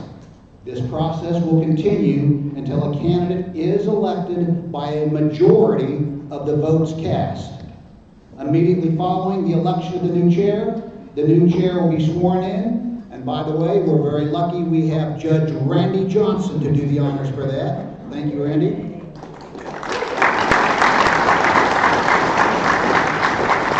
And finally, after the swearing in is completed, we will adjourn immediately this special meeting. This is what has been proposed, that I'm proposing to you. This is based on several of these that I've been in the past, and no two have ever been the exact same, but based upon what we've done in the past and other instances, this was pretty much what we decided in the past. At this time, we can either move to accept this, or we can move to amend it. What does the body wish to do? You're recognized. Steve Callis, 102, I move that we accept it as drafted. Is there a second? Second? Number 109? 109. Without any objection, we'll go to an immediate vote on whether to accept the proposed rules for selection. All those in favor say aye. Aye. All those opposed, nay. The ayes have it. Thank you. We are now ready to begin. Item number 10. Ladies and gentlemen, at this time, nominations for chair of the Collin County Republican Party are open and will be accepted from the floor. If you wish to nominate anyone, please come down to the microphone. It will require a second. Are there any nominations?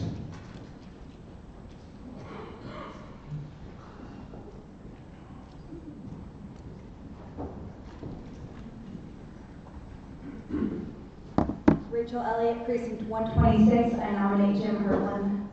Jim Hertland has been nominated. Is there a second? I second it. He's 225. 225. Thank you. There's Secretary to see the second. Thank you. Jim Hertland has been nominated and seconded. Other nominations? Tim Bates, Precinct 112.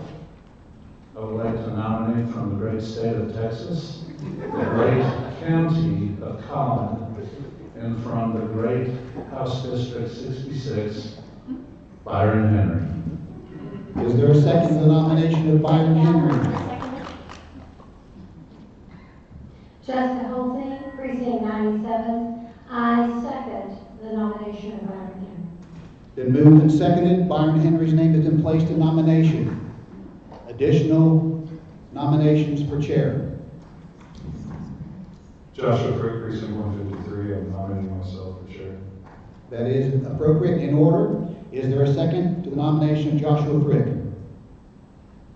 I'll second that. Precinct 138, I'll second.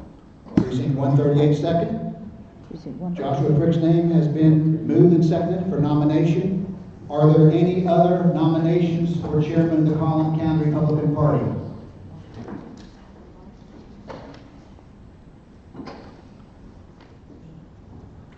Is there a motion to close nominations?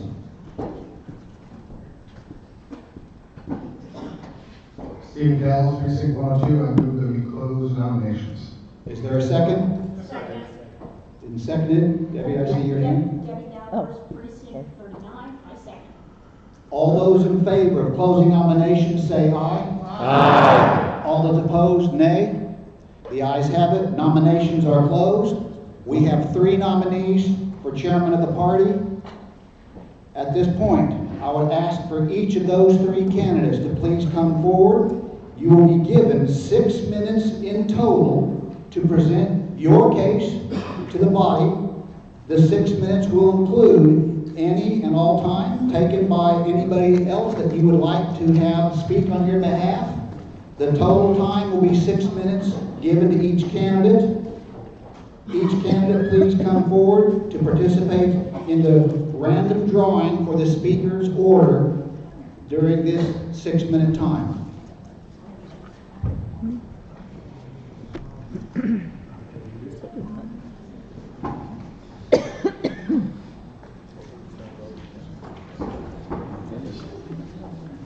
You just pull one?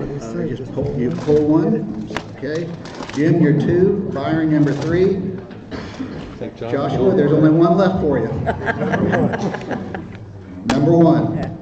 All right, very good. Joshua Frick has chosen number 1. He will be the first candidate for chair to be given 6 minutes.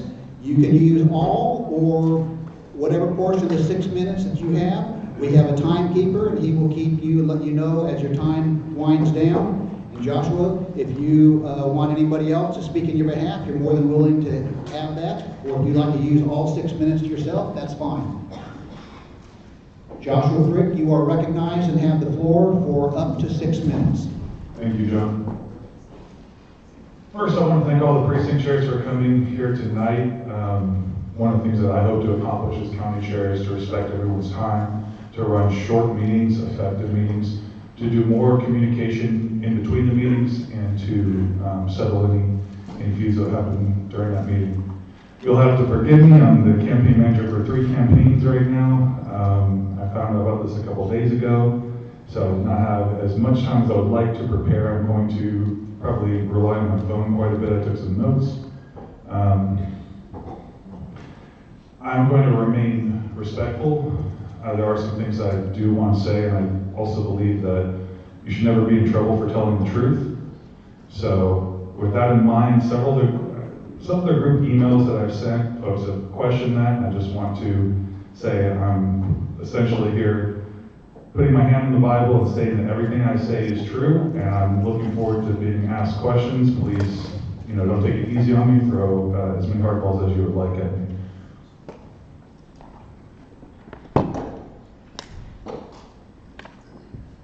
So my experience with the Collin County Republican Party started in August of 2020 when I had been contacted by Van Taylor's campaign and invited to come in and block walk.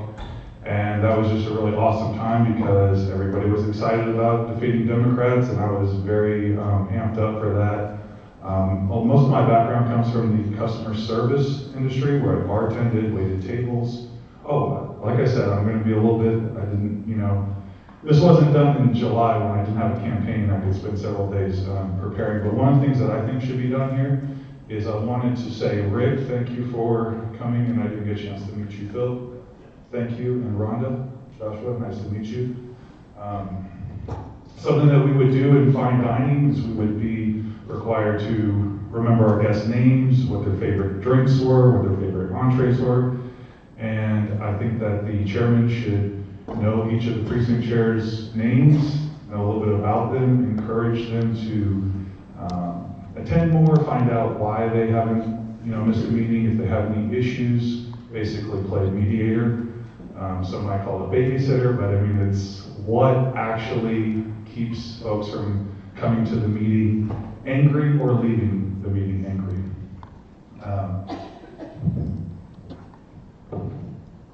So if everybody remembers the Kathy Alexander and Jay Sogg campaign, that's where I saw us at our best. It was really phenomenal. We had folks that had little skirmishes, but thank you, Stacey Donald, for bringing us all together with your ridiculous posts on Facebook. And that was, I don't know, does everybody know what I'm talking about? Like for example, I hadn't talked to everybody in We the People, Wiley and Murphy, but we all coordinated, we poll greeted. I remember getting a suntan, or sunburn rather, encouraging my mom, encouraging my brother and sister-in-law, who I never bothered to beg them to go vote, but we were really at our best, and my vision for the party would be to find issues that we can agree on and shift the focus away from things that we disagree on. Can I get how much time I have left? Your time. I got 2 minutes left, or I'm 2 minutes in? 2:15 in? You're 6 minutes in. You have 2 minutes. You're about to get here. You have 2 minutes left. Okay. So I'm going to say some things that tonight are going to be a little bit tough about Shelby, but I just want to say prior to the runoff, I had a very favorable impression of Shelby, He gave me this outside a candidate forum in 2023 when I was Collin Esau's campaign manager. And I backed the blue, but these are small little gestures, but it meant something to me because my experience had not been very welcoming. It's like one of the few nice things that somebody had done. And so I want to project a balanced position of the party. One thing I'll just say is, since I'm running low on time here, let me hit the highlights. If I can add some of this in my closing.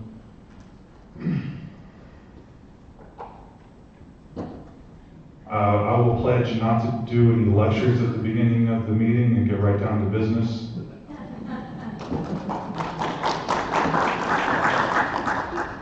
I have time to do the job. Nothing against Shelby, but I question whether he would make 315 days when he had his 315-day plan. He made 308 days. So like I said, I may not be saying the nicest things, but I'm here to say truth.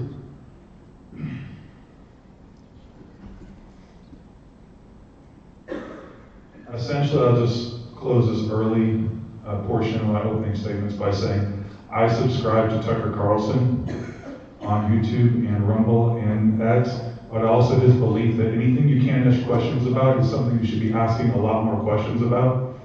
And where I got sideways with the party, leadership was asking about how are precinct chairs vetted, how are they accepted, why are certain precinct chairs getting abandonment letters and others are not. And I'll follow up that a little bit later.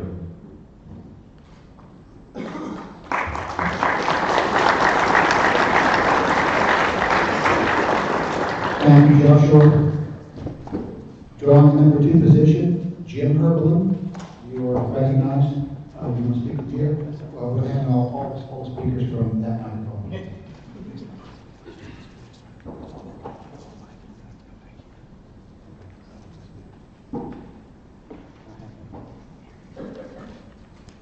And Jim, you're recognized for 6 minutes.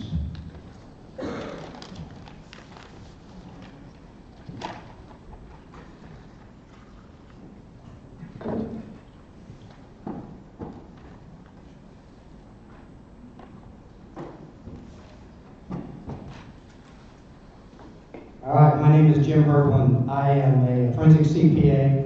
I've been practicing accounting for over 45 years. I do a lot of tax returns, I do a lot of accounting, and what I primarily do is I testify in the courtroom as an expert witness. I've been precinct chair for 13 years. I sat on the school board back in the 90s. And you may remember me, I was one of the guys who spoke at many of these local school boards protesting the bad books. Why am I running for chair? Collin County's been sliding, becoming purple more and more for the last couple of decades. We may not want to admit it, but that's what's happening. So I'm running because I want to elect Republicans to office. I want to spend less time fighting over rules and all the minutiae that we tend to fight about. I want to bring honor and respect to the Collin County GOP. Stand for the platform. We either believe in it, ladies and gentlemen, or we don't. And we need to intentionally work to glorify the Lord. That's it. We are never going to win anything if our focus isn't on the Lord. So what needs to be done? We need leadership. Like I mentioned, we need to focus on elections. We need efficient meetings here. There's no reason we can't have it. So let me tell you how we're going to do this. We're going to be fair. Sounds simple, but it's not so simple. People need to be heard. Okay, we can't be cramming rules down people's throats. You see a lot of people come up here and complain, and you think they're nuts. And this is what I tell you. Everybody thought John the Baptist was a nut. Everybody thought George Washington was a nut. William Wallace, Dietrich Bonhoeffer, they were all nuts, but they were all right. So let's stop the name calling and let's listen to what these people are saying. Okay, it's very, very important that we do that. And I'm a man who believes and I'll give you the bookend approach. And for those of you who watch me do some videos or whatever, and it's going to be hard to do with this microphone in my hand, but imagine you have bookends that are a foot apart. Okay, that's the zone we know is fair. That's the zone we know is doing the right thing. then move those bookends out about another 6 to 8 inches. That's that zone of, well, it's within the rules. That's that zone of, I haven't broken any laws. But if we're going to be on the same team, you don't go in that zone. I mean, I'm an old football quarterback guy. I would walk up to the line, call the play. The whole objective was to fake out the defense. I never wanted them to know what I was doing. Well, you don't do that when you're on the same team. So we have to make certain we're on the same team. And we do that by being fair. You know, we voted on endorsing in municipal elections tonight. Well, there's some of you that don't agree with that. And there's some of you that do. Well, let me tell you how we're going to work it. We're going to vote on it. We're going to agree to either endorse or not endorse, and then we're done. That's fair. No having a second or a third vote or a fourth vote. We're going to vote it up straight, and that's how we're going to do it. We're going to stop name calling. We're better than that, ladies and gentlemen. We are.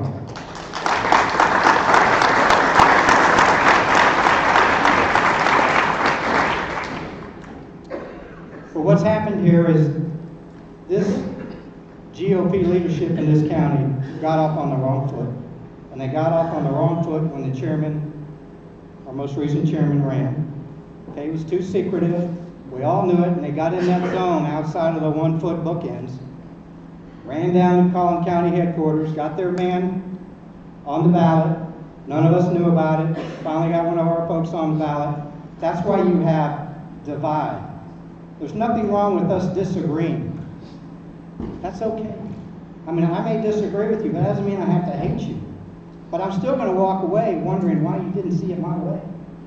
But what Jim Herman does is he looks in the mirror and says, well, maybe you just didn't have a good case, old Jim. Maybe your persuasion wasn't good enough. You may be right, but you didn't persuade me well enough. I don't have to hate you. We can agree to disagree. Trust. We have to have trust. This is all cured with principled leadership. And with principled leadership and an intentional and deliberate focus on honoring the Lord in all that we do, we will win. If we don't do that, we will never win. We can come here and meet till the cows come home. We're not going to have victory. And with principled leadership, that will attract people, and everything will be just fine, including finances. Okay, a lot of people are concerned about raising money. If we do the right thing, and people know we're doing the right thing, things will come our way. We know that. We all have to agree on the Judeo-Christian standard. We know that. Let's do it. We can do it. We can be the greatest Republican county in the state. And that's what we ought to be. And that's my goal. That's where I want us to be. Thank you.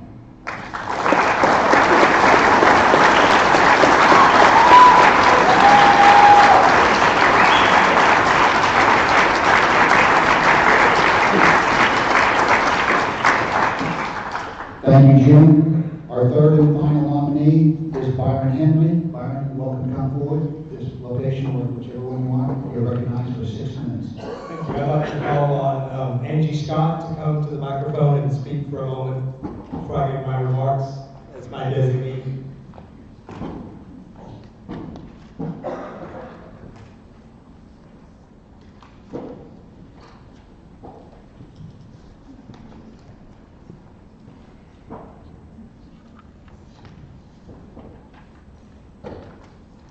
Hello. For those of you who don't know me, I'm Angie Scott, Precinct 223. I met Byron Henry during the Senate District 8 convention last year when I walked and I was noticeably lost and overwhelmed being a new precinct chair. Byron extended his hand for a handshake and introduced himself, setting me immediately at ease with his kind demeanor and letting me know where to go. I didn't even realize that Byron was going to be the chair for the convention. Since then, I have come to know Byron better by taking part in conversations and discussions he has had with other precinct chairs, and more recently, through our cooperative work on the Rules Committee. Byron has demonstrated to me that he is engaging, courteous, and professional person who is willing to listen, respect, and consider others' thoughts and new ideas for the benefit of our CCGOP. I have witnessed firsthand his interactions with others on many occasions, and I have learned that he is fair, genuine, impartial, and kind to all whom he encounters. With all of this, I truly believe that Byron is the right choice to unite us and lead us forward as the next chair of the CCGOP. Thank you.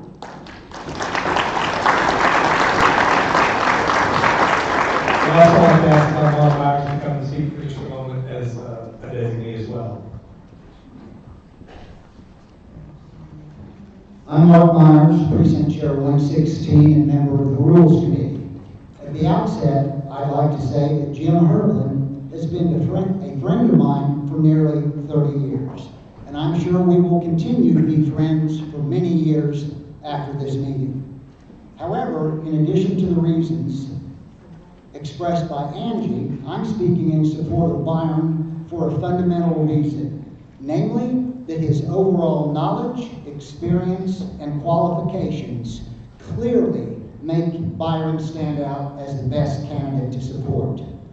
Byron's knowledge ranges from our own rules and bylaws, to Robert's Rules of Order, to the Texas and federal election codes, state Republican Party rules, and campaign finance laws at the state and federal levels. His experience includes serving as a precinct chair, past chair and current member of the Rules Committee, and serving as chair of the SD8 Senate District Convention. Byron is extremely experienced in conducting meetings for various organizations, all in an orderly and courteous manner. Byron has been general counsel to the party for nearly 10 years, providing important ongoing legal advice. During that time, Byron has also been one of the party's chief fundraisers. Byron's tireless work for the party has resulted in grassroots elected officials endorsing Byron for chair, including Ken and Angela Paxton, Carissa Richardson, Mitch Little, Chris Hill, and many others. In short, if you want a chair who checks all of the boxes and has the judgment and temperament to lead the party in an effective, transparent, and unifying manner, the candidate for you is Byron Henry.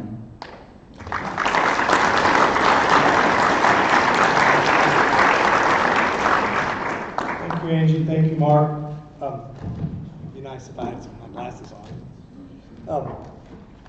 I put myself forward as a candidate for county chair for one simple reason. The Collin County Republican Party is at a crossroads.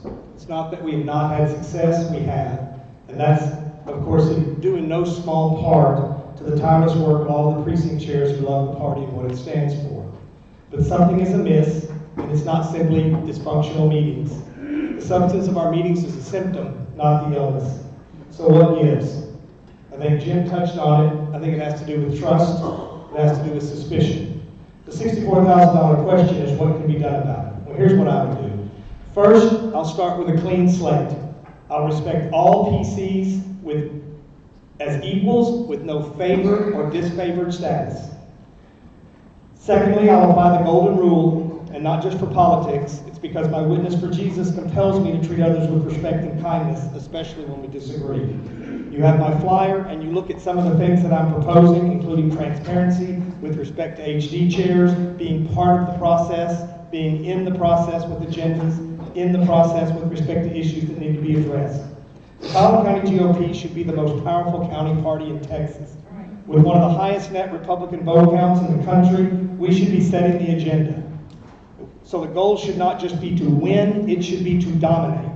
Dominate in a way that provides candidates the necessary votes to not just win, but actually implement policies that reflect our values. If you want a chair that checks the boxes, that knows the rules, can run a meeting, turn down the temperature, and raise money to elect conservative Republican candidates and push GOP legislative priorities, please vote for me. In sum, if you want to win and win bigly, vote Byron Henry for Collin County GOP chair.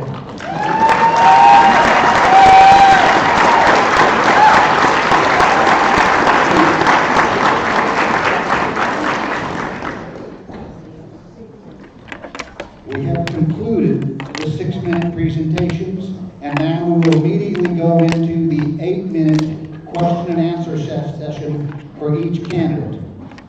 Also, please note that precinct chairs asking questions of the candidates are limited to 30 seconds to ask their question. Candidates, please come forward to participate in the random drawing of order.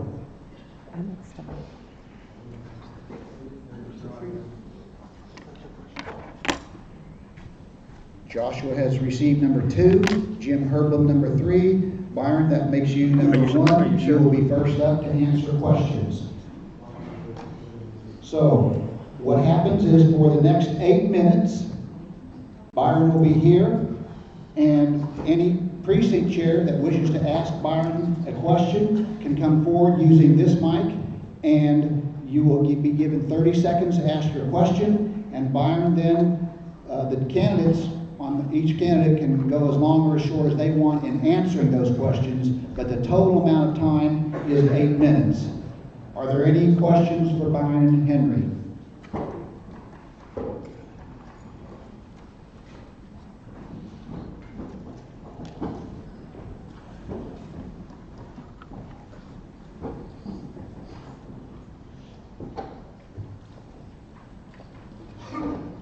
Pam Sardo, Precinct 192, and I do want to make it clear whoever wins, I will certainly energetically support. I did have a nice opportunity to talk to Byron for 40 minutes, but some of the information that I came across, I'd like him to share his approach and plan with everyone here at EC. It came to my attention, it will take less than 30 seconds, okay? Shirley Rose supports United Nations and also supports social justice, and so I'd like to know how you plan on keeping out conflict of interest there, as well as the fact that your organization is a member of MACREL, which supports Pakistan, Morocco, and Malaysia, and other countries that do not like America. Thank you. Thank you. I'll try to do the best I can to answer that. If you're talking about Shirley Rose, who is a partner of mine at Sheep and Stone, I have not vetted Shirley nor any of the other 35 partners for their political beliefs or what they believe at Sheep and Stone. Our firm is a member of MACREL. MACREL is a referral organization which allows us to refer clients to other law firms in those countries, so we have contacts in those countries, so if we have clients with business in those countries, we can. And with respect to any questions about my law firm, breaking news everyone, I will not be a partner at Sheep and Stone. I'm voluntarily leaving and opening my own firm as of next Monday, so I will have the independence.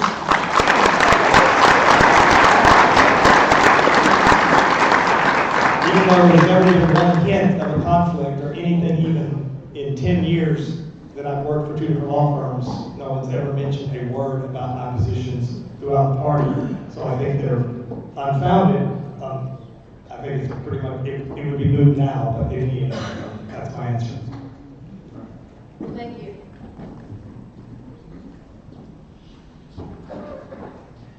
John Donovan, Precinct 137. So Byron, one of the things that you tout in your running is your service as our general counsel. I'm going to say this, my opinion, but I know a lot of people in this body feel this way, that you have been the general counsel to 4 failed chairs in a row in this party. It's led to so much division within the party for a variety of reasons, whether it's backdoor deals, whether it's trying to become dictator, whatever the case might be.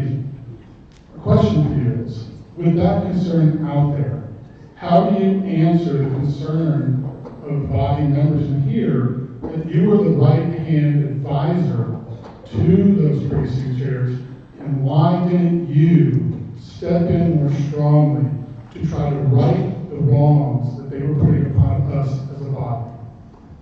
Thank you. I reject the premise that there are 4 failed chairs. I've been general counsel across 6 different chairs, including George Flynn, Abraham George, Carl Lloydsberger, John Myers, and I reject the idea that they were failed chairs. But my job as general counsel is to offer my opinion on legal matters, regulatory matters, ballot matters with elections, and whatnot. And that's what I've done faithfully, and that's why people continually appointed me, and this body confirmed me unanimously, I believe, every time, maybe not once, but almost unanimously every time, to provide that kind of legal advice both to the body and to the chairs, which is my job as general counsel. That being said, anyone that's spoken to me about anything dealing with the party as a precinct chair or before, I've always extended a hand, listened to them, and passed on their concerns and comments, and in my opinion, put out way more fires in my time as general counsel than I have started, which was my goal then and will be my goal continuously as chair, to work with precinct chairs, HD chairs, officers, volunteers, and all the stakeholders for this party to make sure that first, if there's a little kindling fire, we deal with it offline, because I don't believe that people should be called out, heckled, embarrassed, kept off committees, or things like that, just simply because they run afoul personality-wise or even candidate-wise with someone else. So that has no place, that will have no place with me. Everybody is open to talk to me about anything, and I don't know that anyone in here in my 10 years of being at party meetings has ever even heard me so much as raise my voice, and I don't expect that to start if I'm elected county chair.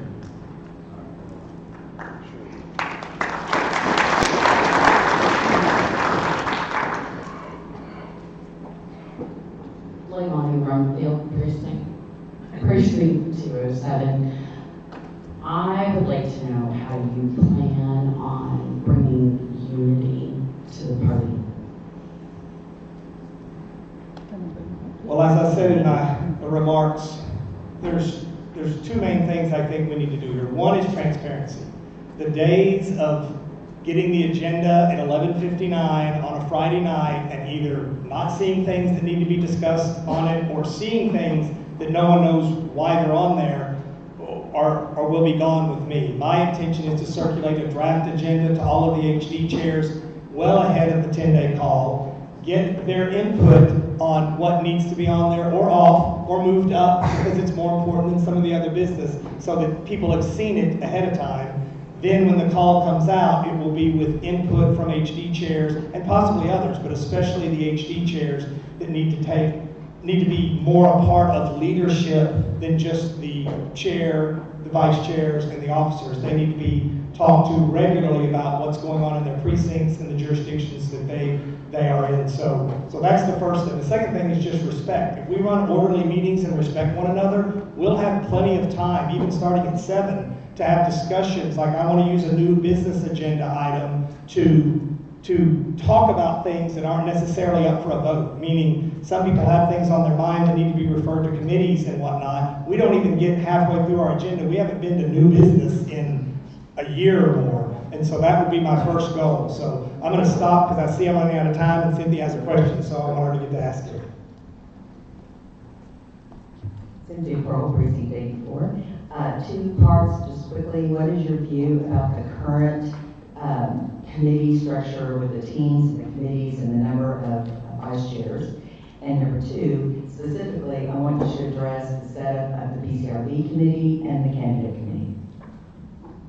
Okay, so I only have 30 seconds. Let me just say that I'll talk in my normal speed now. Okay, so here's what I think about candidate committee. No, I think our candidate committee is doing yeoman's work. It did it differently this time. I don't think we should criticize it because we went out on a limb and tried a new way. Let's see how that works. And I can't answer the rest of it because he's telling me to stop, Cynthia, but I was going to try. Thank you, Brian.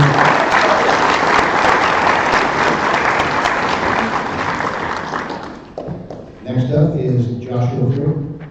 We'll have 8 minutes Q&A time. And anyone who would like to ask Joshua a question, please come forward. There's going to be some good ones. I'm eager. Hey Josh, take the lead for 1-9. I read the campaign donation report. Are you the same Josh Rick who gave $250 to Dallas County Democrats last year and $250 to the Dallas County Democrats the year before that?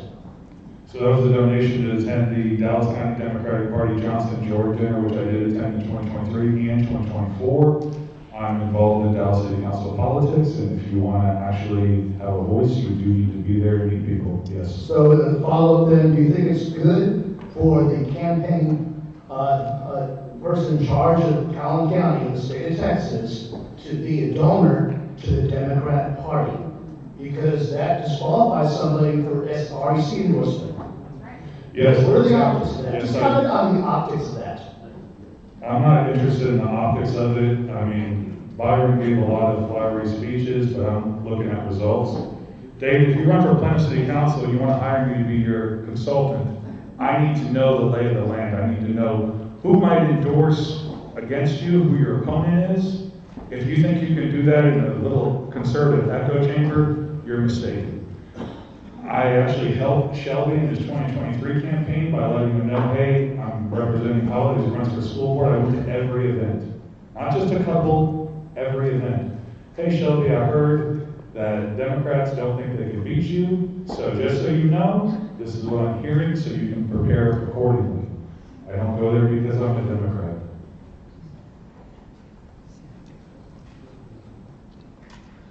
Pearl, Precinct 84, I'm going to ask the same question to you that I addressed to Byron. I want to know again your viewpoint of the current committee structure and team structure and the number of vice presidents that we have, and also I want you to address specifically the function of the candidate committee and the PCRB committee, please. When you say vice chairs, are you talking about the Texas State Legislature? I'm talking about Collin County GOP, specifically the vice chairs, the committees and the teams, the structure, and specifically also addressing the candidate committee and PCRB.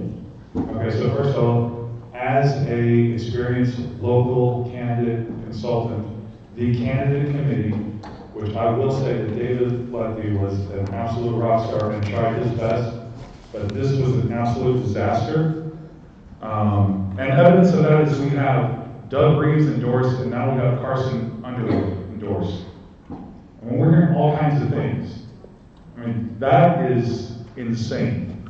But F minus, that's why I'm actually running for interim chair. That's 1A. The other reason is the exclusionary practices of leadership. I don't know if you guys read my group emails, but I sent out a very detailed, factual report about who's donated to Shelby Williams, either county chair, city council, or his exploratory committee. Interestingly enough, Carson Underwood had donated $500 on March 6th to Shelby Williams' exploratory committee, and now he's being sought for the RPT. I would be screaming bloody murder about that. That is ridiculous. Byron is Shelby's largest donor, by the way. Then it's Gary Carey. Then it's David Kemp. Then it's Pat Greer. It's all of your committee chairs. So while I would still support some of those folks to be HD chair or committee chair, this was not disclosed when we voted for them back in July. It should have been disclosed, especially since Shelby has a habit of pointing it out when it's somebody he disagrees with. By the way, when John Donovan said you've presided over 4 or several chairmen that have been failed, notice that Byron didn't say I dispute Shelby's failed county chair term. So it was, or we wouldn't be running. In fact, he forced his own resignation or we wouldn't be here tonight. And he hasn't even admitted that. So the candidate committee's been a disaster, and it's basically been pay to play if you want to be a committee chair. And it has not been disclosed. Somebody should be applauding that.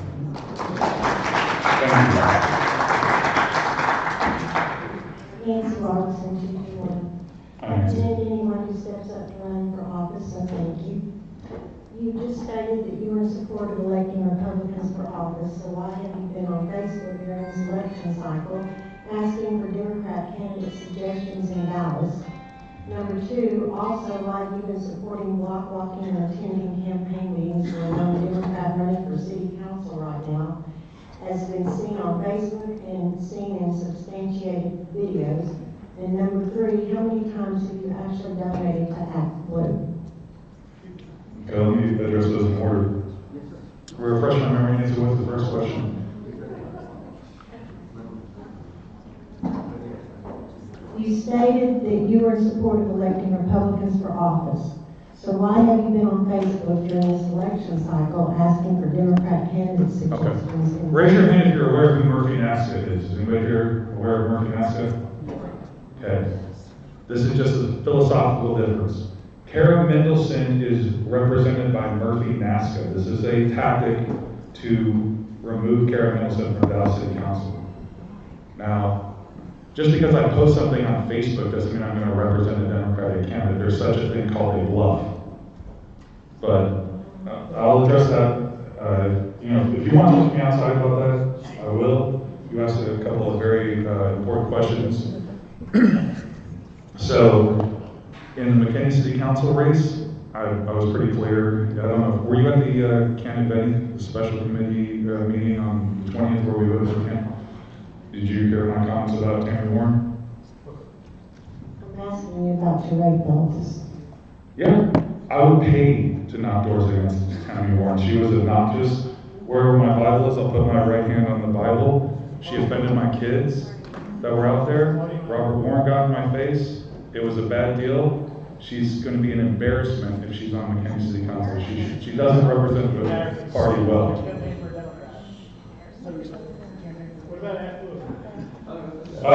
So I actually got started in politics during COVID, and I was a supporter of Andrew Yang at the time. And so there was definitely some campaigns that I worked on, and I became a filmmaking volunteer for over probably 250 people.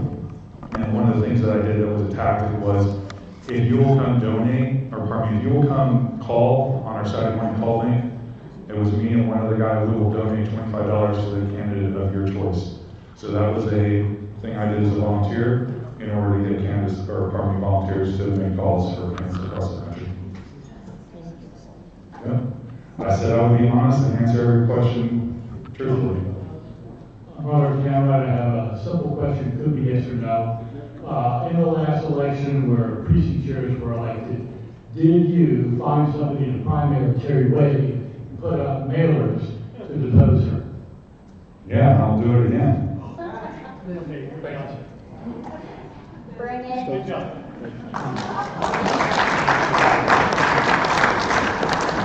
The 8 minutes is up. Thank you, Joshua. We have our third final candidate, Jim Brooklyn, 8 minutes. Light of my night. Aren't you glad they only hear one minute? Oh, yeah. No.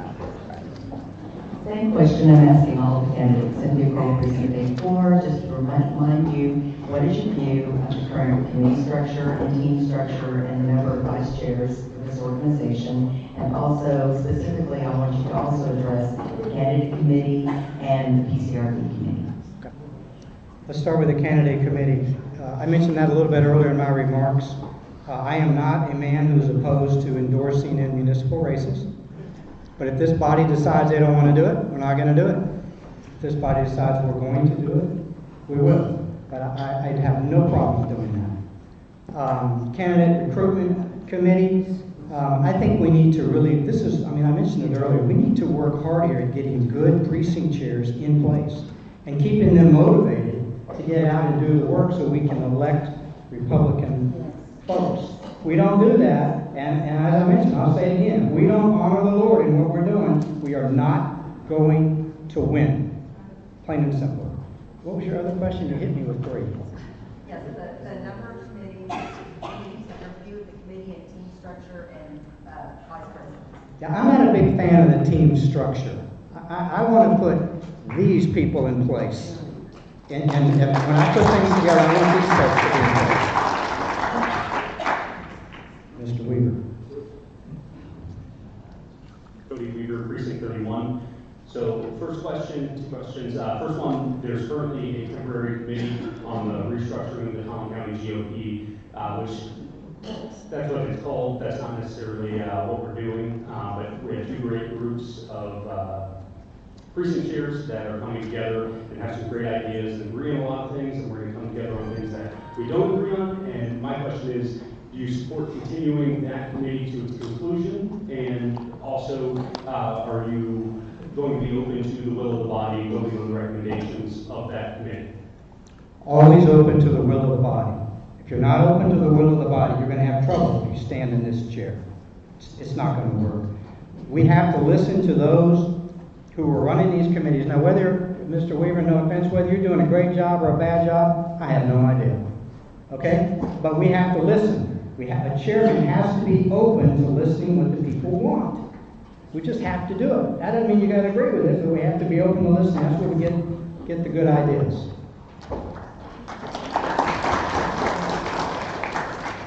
John Bauman, Precinct 137. So Jim, you made a comment saying, I just want to clarify. If you were elected, would it be your intention to fill all of the leadership types of roles with members of our body versus going outside and picking friends, donors, other people to put in places of management or control in this body? The answer is yes. That would be the priority. Now, to the extent we don't have the skill set in this room, which I find it hard to believe.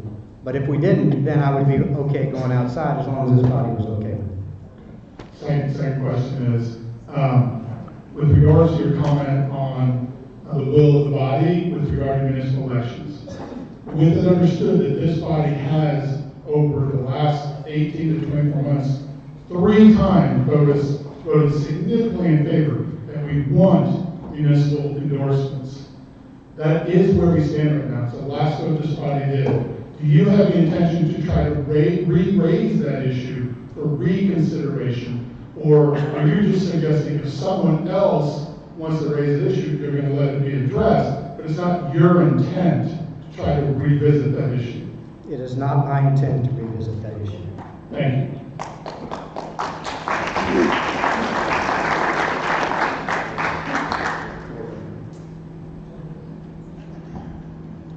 Other questions?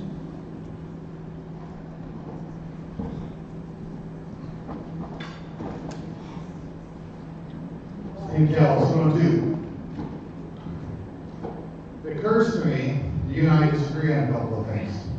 It occurs to me that you and I get along just fine, generally, yes? Yes.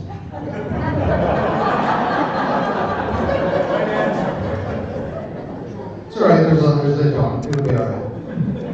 My question is, I've heard multiple times about unity and growing the party, but I can't help but think about the times that the term rhino's been used, establishment's been used. People don't belong here if they're not in line. So, if they're not in line with whatever.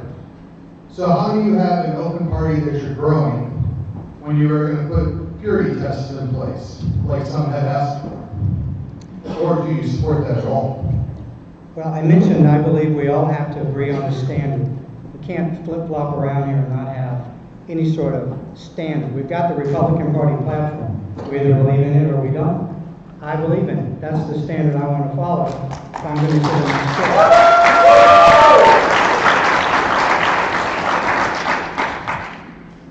The name calling, I've already addressed that. That has got to stop. We can disagree. Okay, I've never understood this. Why can't we disagree and still like each other, but still disagree with one another? Okay, but it gets back to the old analogy I gave on in the football days. Okay, I was always out trying to out-trick the other team, but I was never trying to out-trick my offensive linemen or my running backs. That was not part of the deal. We're on the same team. We stay in that inside those zones.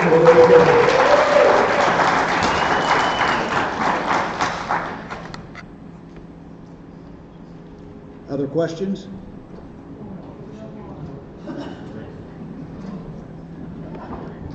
Man, everybody's coming. Eric Cromack, recently elected Precinct 80. I don't know most of you. If you see me on Facebook, I apologize for everything. I want to be inspired. There are people that I've spoken to in this room who feel beaten down, demotivated, suspicious, anxious, stressed out. These are good people who are here to represent themselves, their convictions, their God, their precinct, and the America that we all love. So my question to you is, sir, will you inspire us? Because right now the Republican Party has a once-in-a-century opportunity to go out there and grow not only the party, but get America back from sea to shield. See the time to That's all right. I'm going to be led, I'm going to be managed, I'm going to be counseled. Will you commit to inspiring me and others in this room? Thank you. Sure. I mean, I am an accountant. I'm not Mr. Inspiration. So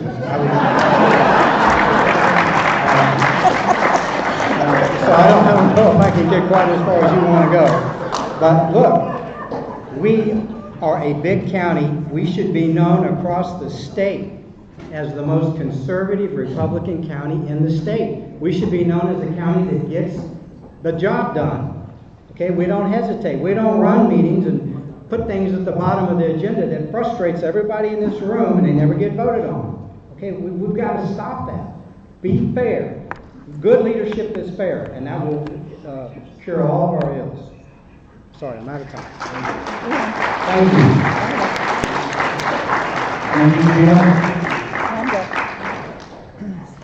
Ladies and gentlemen, we are just 9 minutes away from going into voting.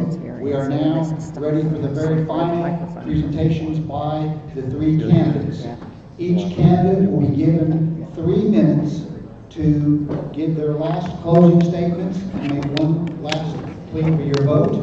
I would like to ask all 3 candidates to come down in random order to draw what place they will be giving their final statements. Byron Henry is drawn number 3, Jim is number 2. You're number 1. And Joshua, you're number 1, that means you'll be going first. Ladies and gentlemen, so there are no more questions. This is an opportunity for each candidate to make their final presentation, their final pitch to you, so to speak. Please welcome Joshua Frick.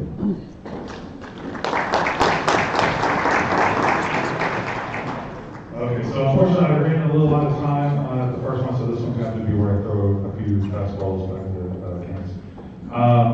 First off, this is a rhetorical question.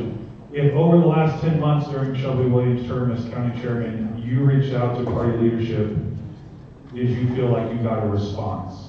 Yes. Rhetorical question. Rhetorical question. Raise your hand if you've ever tried to email me, text me, call me, and I didn't respond to you. Okay. I have the time to do this job, and I'm invested. Most of my life has been bartending in places I'd rather not be at. This is something that gives me purpose. I'm very interested in being here. I want everyone to look. That's the precinct chair. Do you have a name badge? I am one person who does not have a name badge. I'm also not on any committees. Even our 3 new precinct chairs today have stickers. This is because of Terry Wade, who has a personal issue with me. It's the facts. Why don't I not have a name badge? Because Matt Thorson came up to me after the very first meeting and asked for $10 to give to Terry. Said, "I'll get you a name badge." It was returned to me in the mail. I told Sharon, you guys understand I answered all those questions truthfully about Democratic Party, this and that. This is the truth. Sharon Duncan said, "I'll try and work on getting you a name tag." I haven't gotten a name tag. What has happened is, if you donate to Shelby Williams' campaign, you have not gotten an abandonment letter. If you donated to Ellen Lovelace's campaign, the same cannot be said. And remember when I said at the beginning, I subscribe to Tucker Carlson. If there's something you can't ask him questions about, you should be asking a lot more questions about. And honestly, who cares, right? Because it's just me. I'm talking about the Alex Jones principle. When they booted Alex Jones off of YouTube, 2018 timeframe, I remember being excited about that. It was like, good, he's crazy. He's talking about Sandy Hook didn't happen. And then when COVID happened, and they started kicking people off of the platform, left and right, then I became concerned. Okay? So my question to you would be, what's going to be different with Byron Henry as county chair than was with Shelby? And if you weren't happy with Shelby as county chair, that's a question you should be asking yourself. And the executive director plays a big role in that position. And Byron essentially told me he's keeping Terry Wade. He's going to keep probably every committee chair that donated to Shelby the entire time, because right now we have a situation where you're on one team or the other, and Byron's on his team. Yes, I see that. Out of curiosity, why did you say that when Byron was went a little bit over?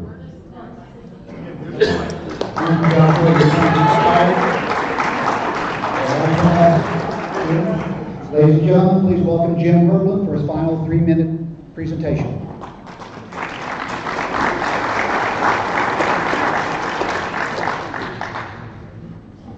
It's much simpler than we may think. Honesty and leadership is what this party needs. We need somebody who's going to run the meetings fair. This party has a history of a lot of people not running it fairly. They'll smile at you. You'll find things fall off the agenda, slide all the way down, never gets addressed, causes people to get upset. That's not going to happen on my watch. And it won't happen because I'll run a fair meeting. And yes, there are a lot of you who don't agree with my thinking. I can't imagine you don't agree with that. But you may not be as conservative as I am. That's okay. You're still a good guy or a good gal. I don't have to hate you. And I don't like it when we do this.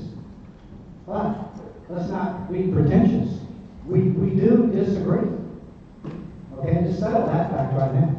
And we need a leader in this spot. I don't care how well you run meetings. I don't care how well you know the rules. Yes, Byron knows the rules better than I do. That's okay. That's not our problem. Our problem is leadership. Our problem is being serious. Our issue is being serious about honoring the Lord. That has to be our focus, folks. We are not going to win if we don't do that. We're going to continue to go purple and let's not act like it's not happening. It is. And we blame it on people moving in and they're not, whatever. They don't think like we do. No.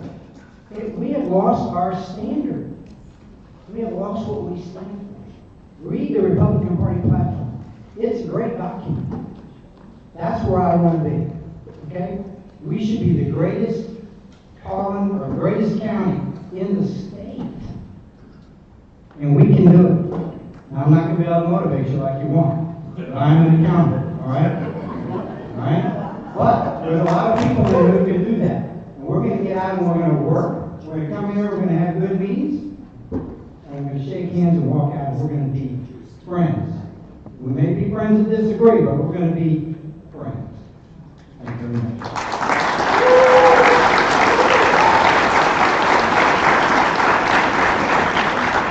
Thank you, John. Byron, you have 3 minutes. Welcome, Byron Henry. Thank you.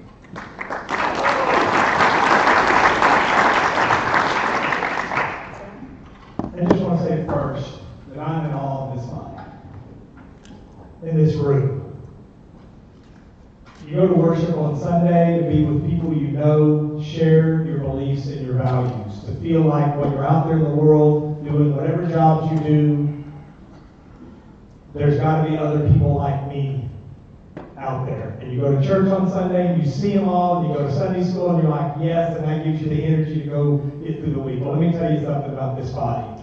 Outside of my faith in the Lord, my energy comes from seeing you here once a month on a Monday night, because this energy reminds me when I'm out there in the world that there are lots of other people that don't just believe like I do, but want to live, breathe, and die, and sacrifice their time and their family and their money and all of those things for values that they believe the Republican Party stands for.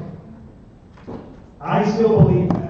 I think every single person in here, whether we have agreed, disagreed, been on a rules committee, had a floor fight, is valuable. and is important and is no better than any other person that put their name on a ballot and got elected by the voters as a precinct chair. I don't care if you give time, if you give money, if you give all three, you're here, you're sacrificing, and I appreciate that. I will never forget that I serve you and the interests of this party and not myself. A lot of talk about giving money to Shelby. Shelby was endorsed by this party. If I have the means to give money to our endorsed candidates, my gosh, I'm going to get it. If I have the ability to support Lincoln Day, I'm going to do it. I may not all the time. I didn't when I was younger. I worked, I walked, I did things, I didn't have any means. If I had it to give after the church, it goes to this mission.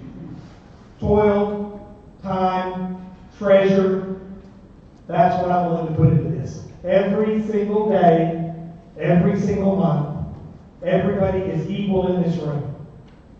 And committee structures and who's going to be in leadership and is something going to change, all I can tell you is I've never been the chair of this party.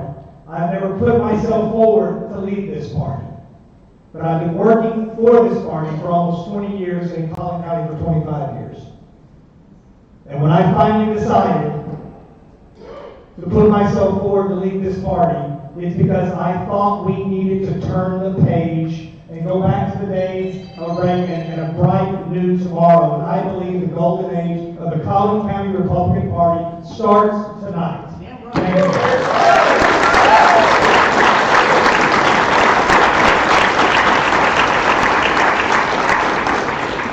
Thank you, Byron. Ladies and gentlemen, we are now ready for voting. All votes will be taken by secret ballot.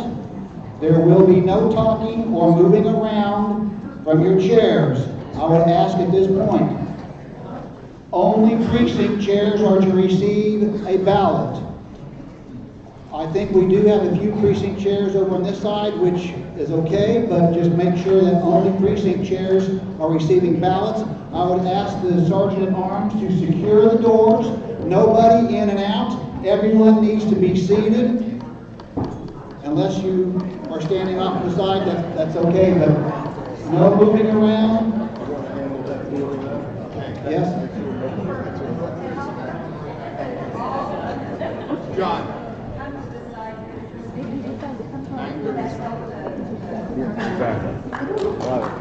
If there are already precinct chairs in this section, we ask if you would move over to the precinct chair area.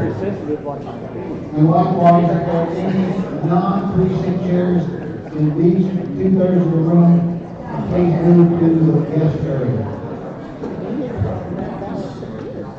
Ladies and gentlemen, you should be seated. All precinct chairs are to be seated. The only one, unless you don't have a seat, I understand up there at the top. Yeah.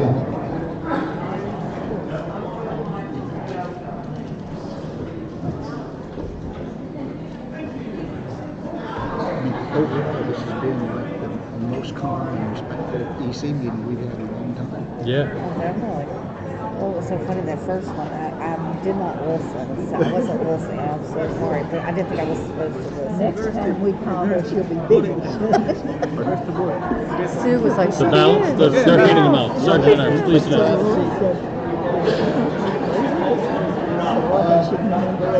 You do not have to fold your ballot in half. If you have, that's okay. But now the Sergeant at Arms are going to be going around and picking up the ballots. Fred, will you? We're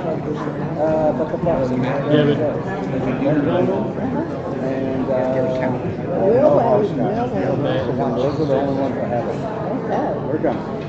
The Sergeant at Arms are in the process of collecting ballots at this time. Go sit down. Perhaps sit down. I'm talking to you like Terry talked to me. Sit down.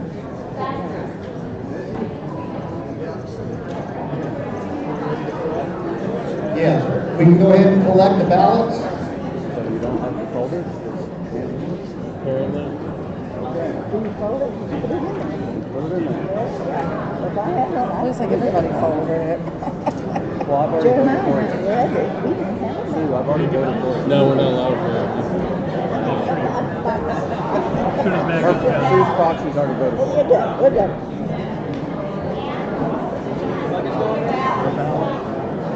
You show up when you balance You got it. Oh, I need another one. Yeah, I did too. No, I haven't voted yet. Ballots are being collected at this time. How about John? There we go.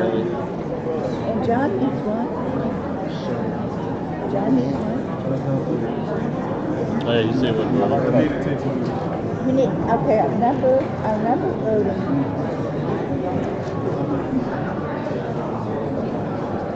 Okay, 137.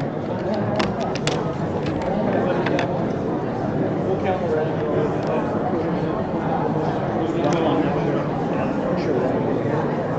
Can we double confirm everybody got it out? Is there anyone who has not received a ballot?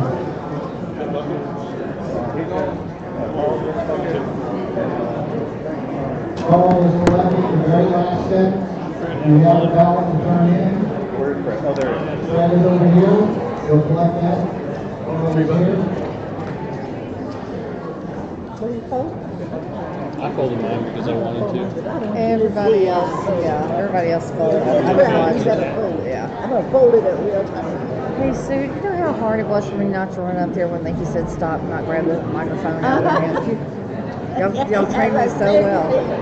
I did. I was doing this number. A hand on the thing. Okay. That's how you put that There we go. Oh, isn't this lovely?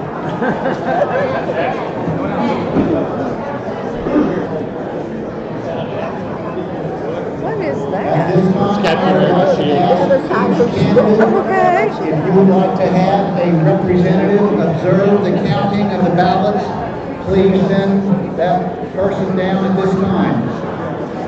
Sit down.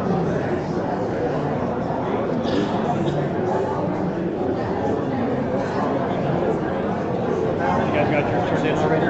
Yes, sir. You got it. Oh, that's right. God bless you. Take us all, doesn't it? So. Final call for ballots.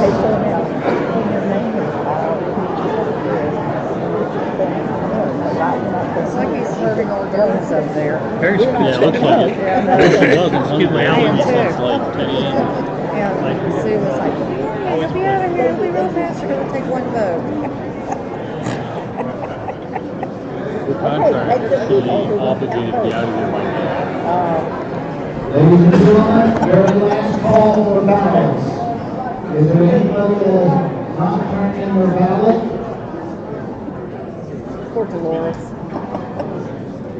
All sergeant at arms will be counting ballots, and we are asking each candidate to provide one person to observe the actual counting of ballots. At this table back, is where the ballot counting will take place.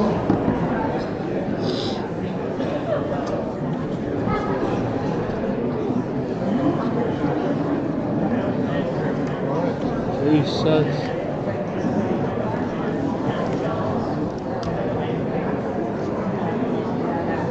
All right, ladies and gentlemen, voting is now closed. The sergeant at arms have received all ballots. They are in the process of going through and counting ballots. In addition, we have people from each candidate that appoint someone to observe the counting of those ballots. And let me just say one thing while this is going on. Ladies and gentlemen,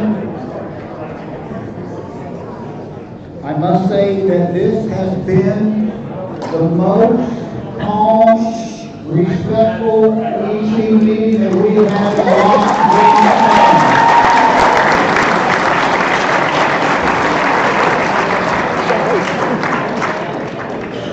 Also, please note that no one is allowed elected on the first ballot, which means there needs to be someone that receives at least 50% plus one vote. If no candidate has done that, the recipient of the fewest number of votes will be dropped, and a vote for the remaining two candidates will take place. We will continue that process until a candidate is elected by the majority of the votes cast. So, are there any special announcements that anyone would like to give to the body as a whole while we're counting votes? Robert Hancock, you're recognized.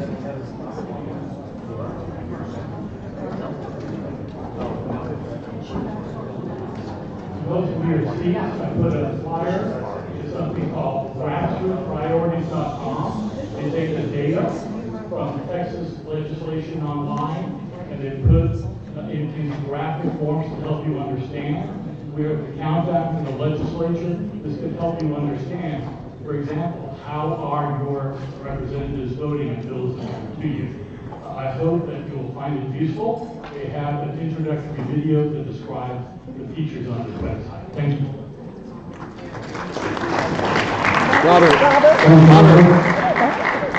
This time I recognize Shelby, come forward and do a special announcement. I need the rubber band. I just want to make an announcement that the Collin County Young Republicans are going to be block walking for Cody Weaver and Hayden Pageant on Saturday, April 19th. We'll be meeting at Starbucks Potato. If you follow us on social media, we would love to have everybody come out and help Cody and Hayden win. Thank you.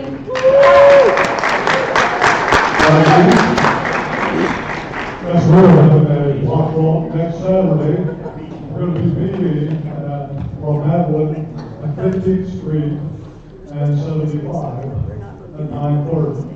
We're going to have about a 2-hour block walk. We invite you to come help us. Even if you don't live in Plymouth, we would like for you to come out and help us. Thank you, Maggie Witt, our SREC committeewoman from District 8. We were supposed to be on the agenda tonight to give an SREC report, but I'm pretty sure nobody wants to listen to another speech.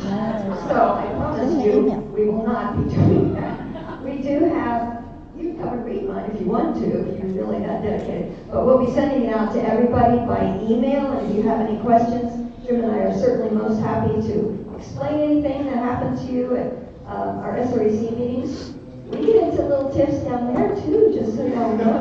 It's not a perfect world. But the one thing we do is forgive each other. So the one thing I'm asking you all to do, forgive, forget, be better than the best. We are the best. And we need to stand.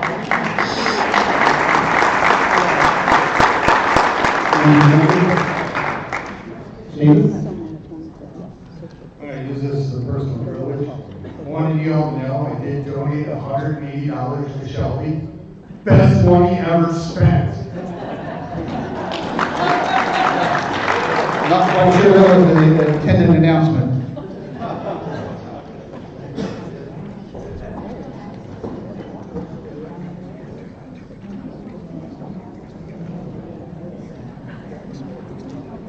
Excuse me, John. Ask Herman. Jim Herman.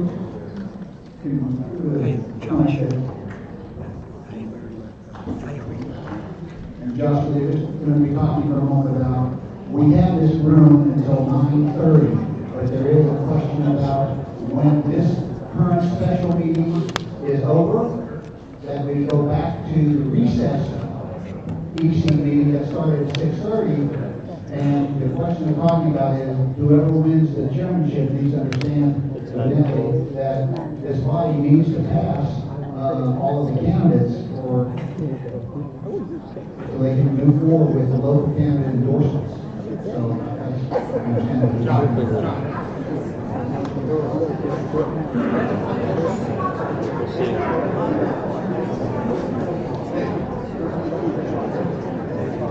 Poor Dolores.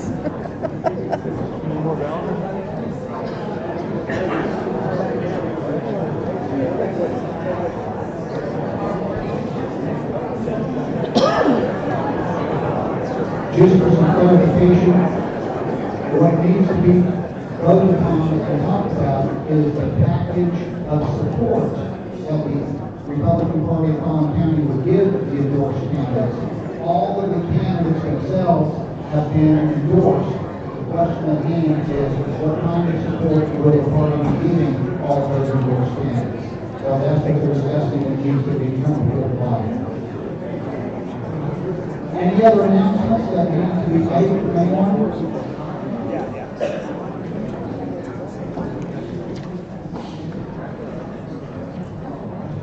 So at this time, we're just waiting on the counting of the ballots, and then we'll do the announcement. And I think that Judge Johnson is still here. And Judge, you want to come forward? You know, you've been here a long time, Randy, so if you want to come forward, that would be great.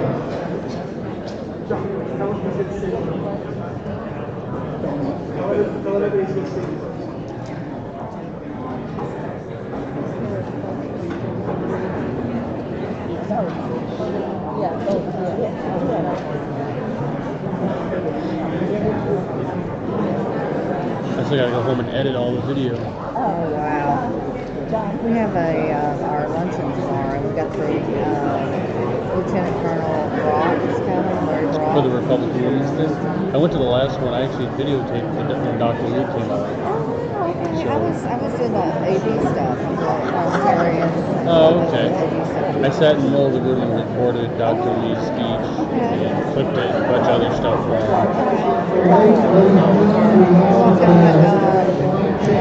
I just finished the PowerPoint, and then he's got his stuff in it, and I've got some videos too of it. Yeah. I record all her ECs and put them on our YouTube. But I have to clip all the executive sessions. Oh, I bet she won. Jill won. Yeah. And Jill Willis won.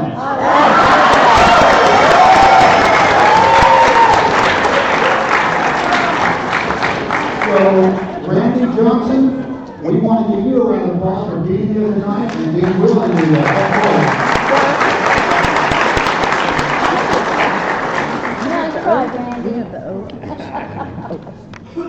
So, in just a moment, I'm told that we'll have the results. And when that happens, we will have the next chair come down and Judge Willis will come and administer the oath, which I have. And by the way, this is the official oath as provided by the Republican Party of Texas directly. So,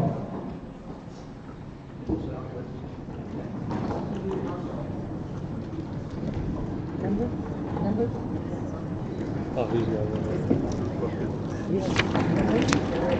He's got it. ladies and gentlemen, we have elected a new Collin County Republican Party chairman. Immediately following my announcement of the vote total, the new chair will be sworn in, not by Judge Randy Johnson, but by Judge Jill Willis.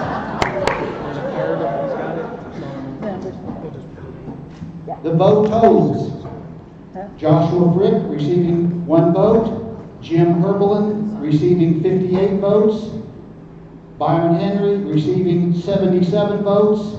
Ladies and gentlemen, Byron Henry is your next Collin County.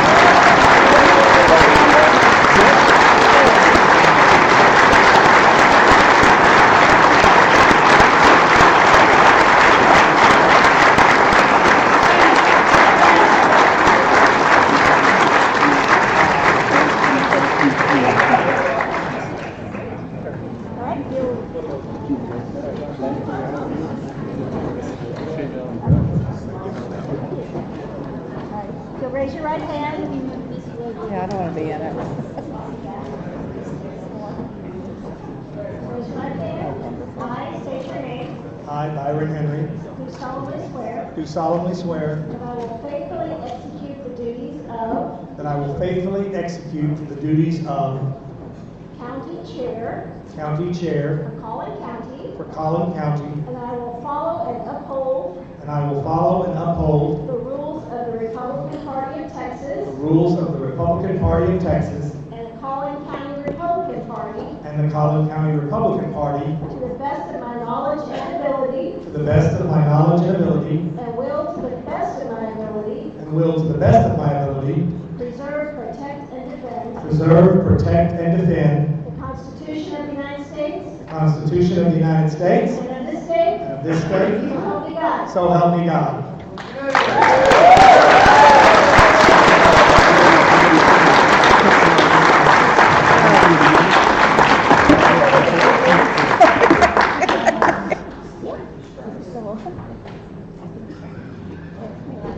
Sorry, Tom.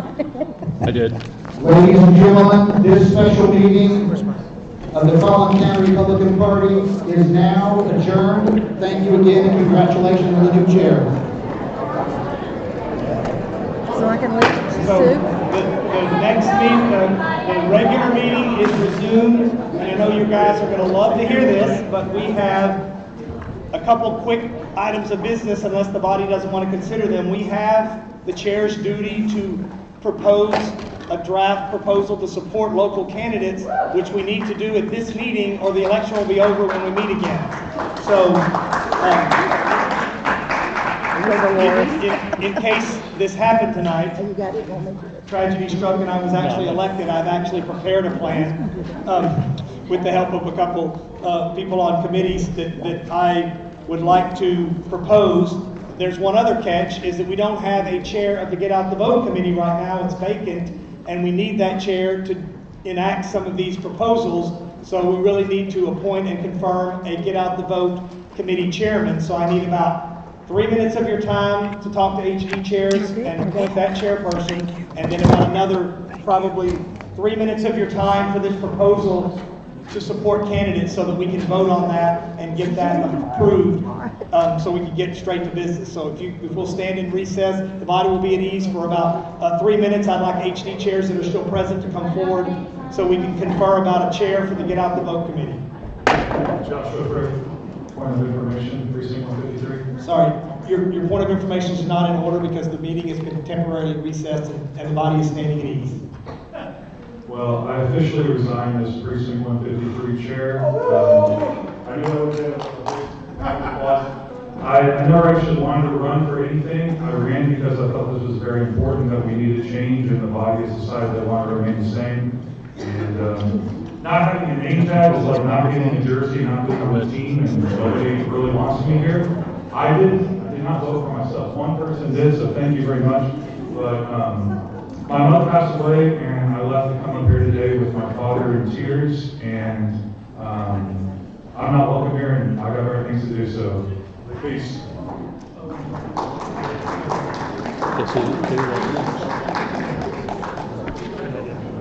Thanks, Richard. Yeah, I probably should put that back out there. I'll take it. Let's shut it off.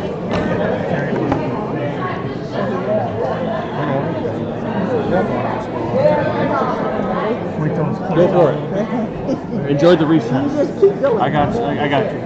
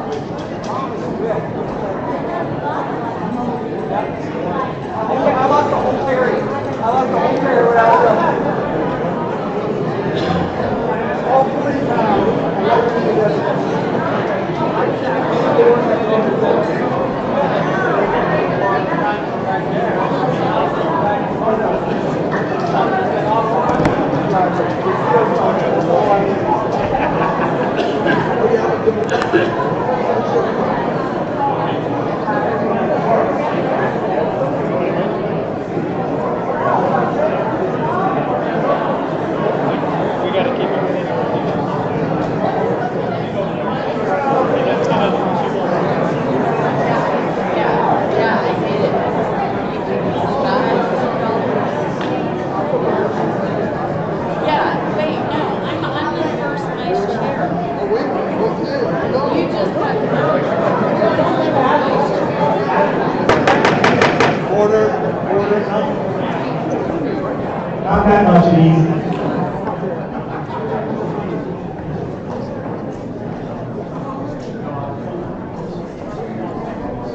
Lee, second is Moore.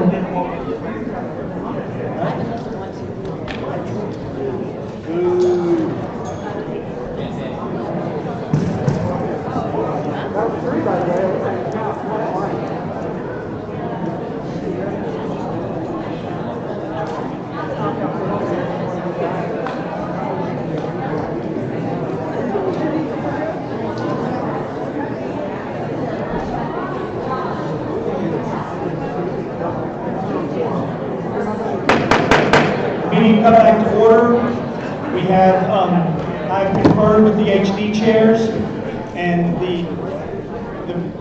the chair, in consultation with the HD chairs pursuant to the Collin County rules, has nominated Ivan Sifton as the chair of the Get Out the Vote Committee.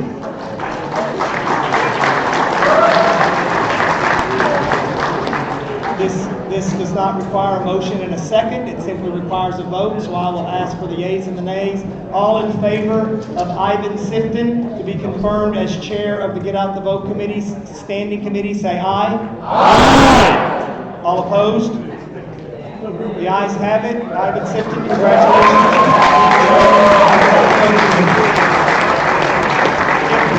If congratulations are in order, for what purpose does the gentlewoman seek recognition? State your point of information. It looks like it, but I will ask the secretary. She's in the restroom.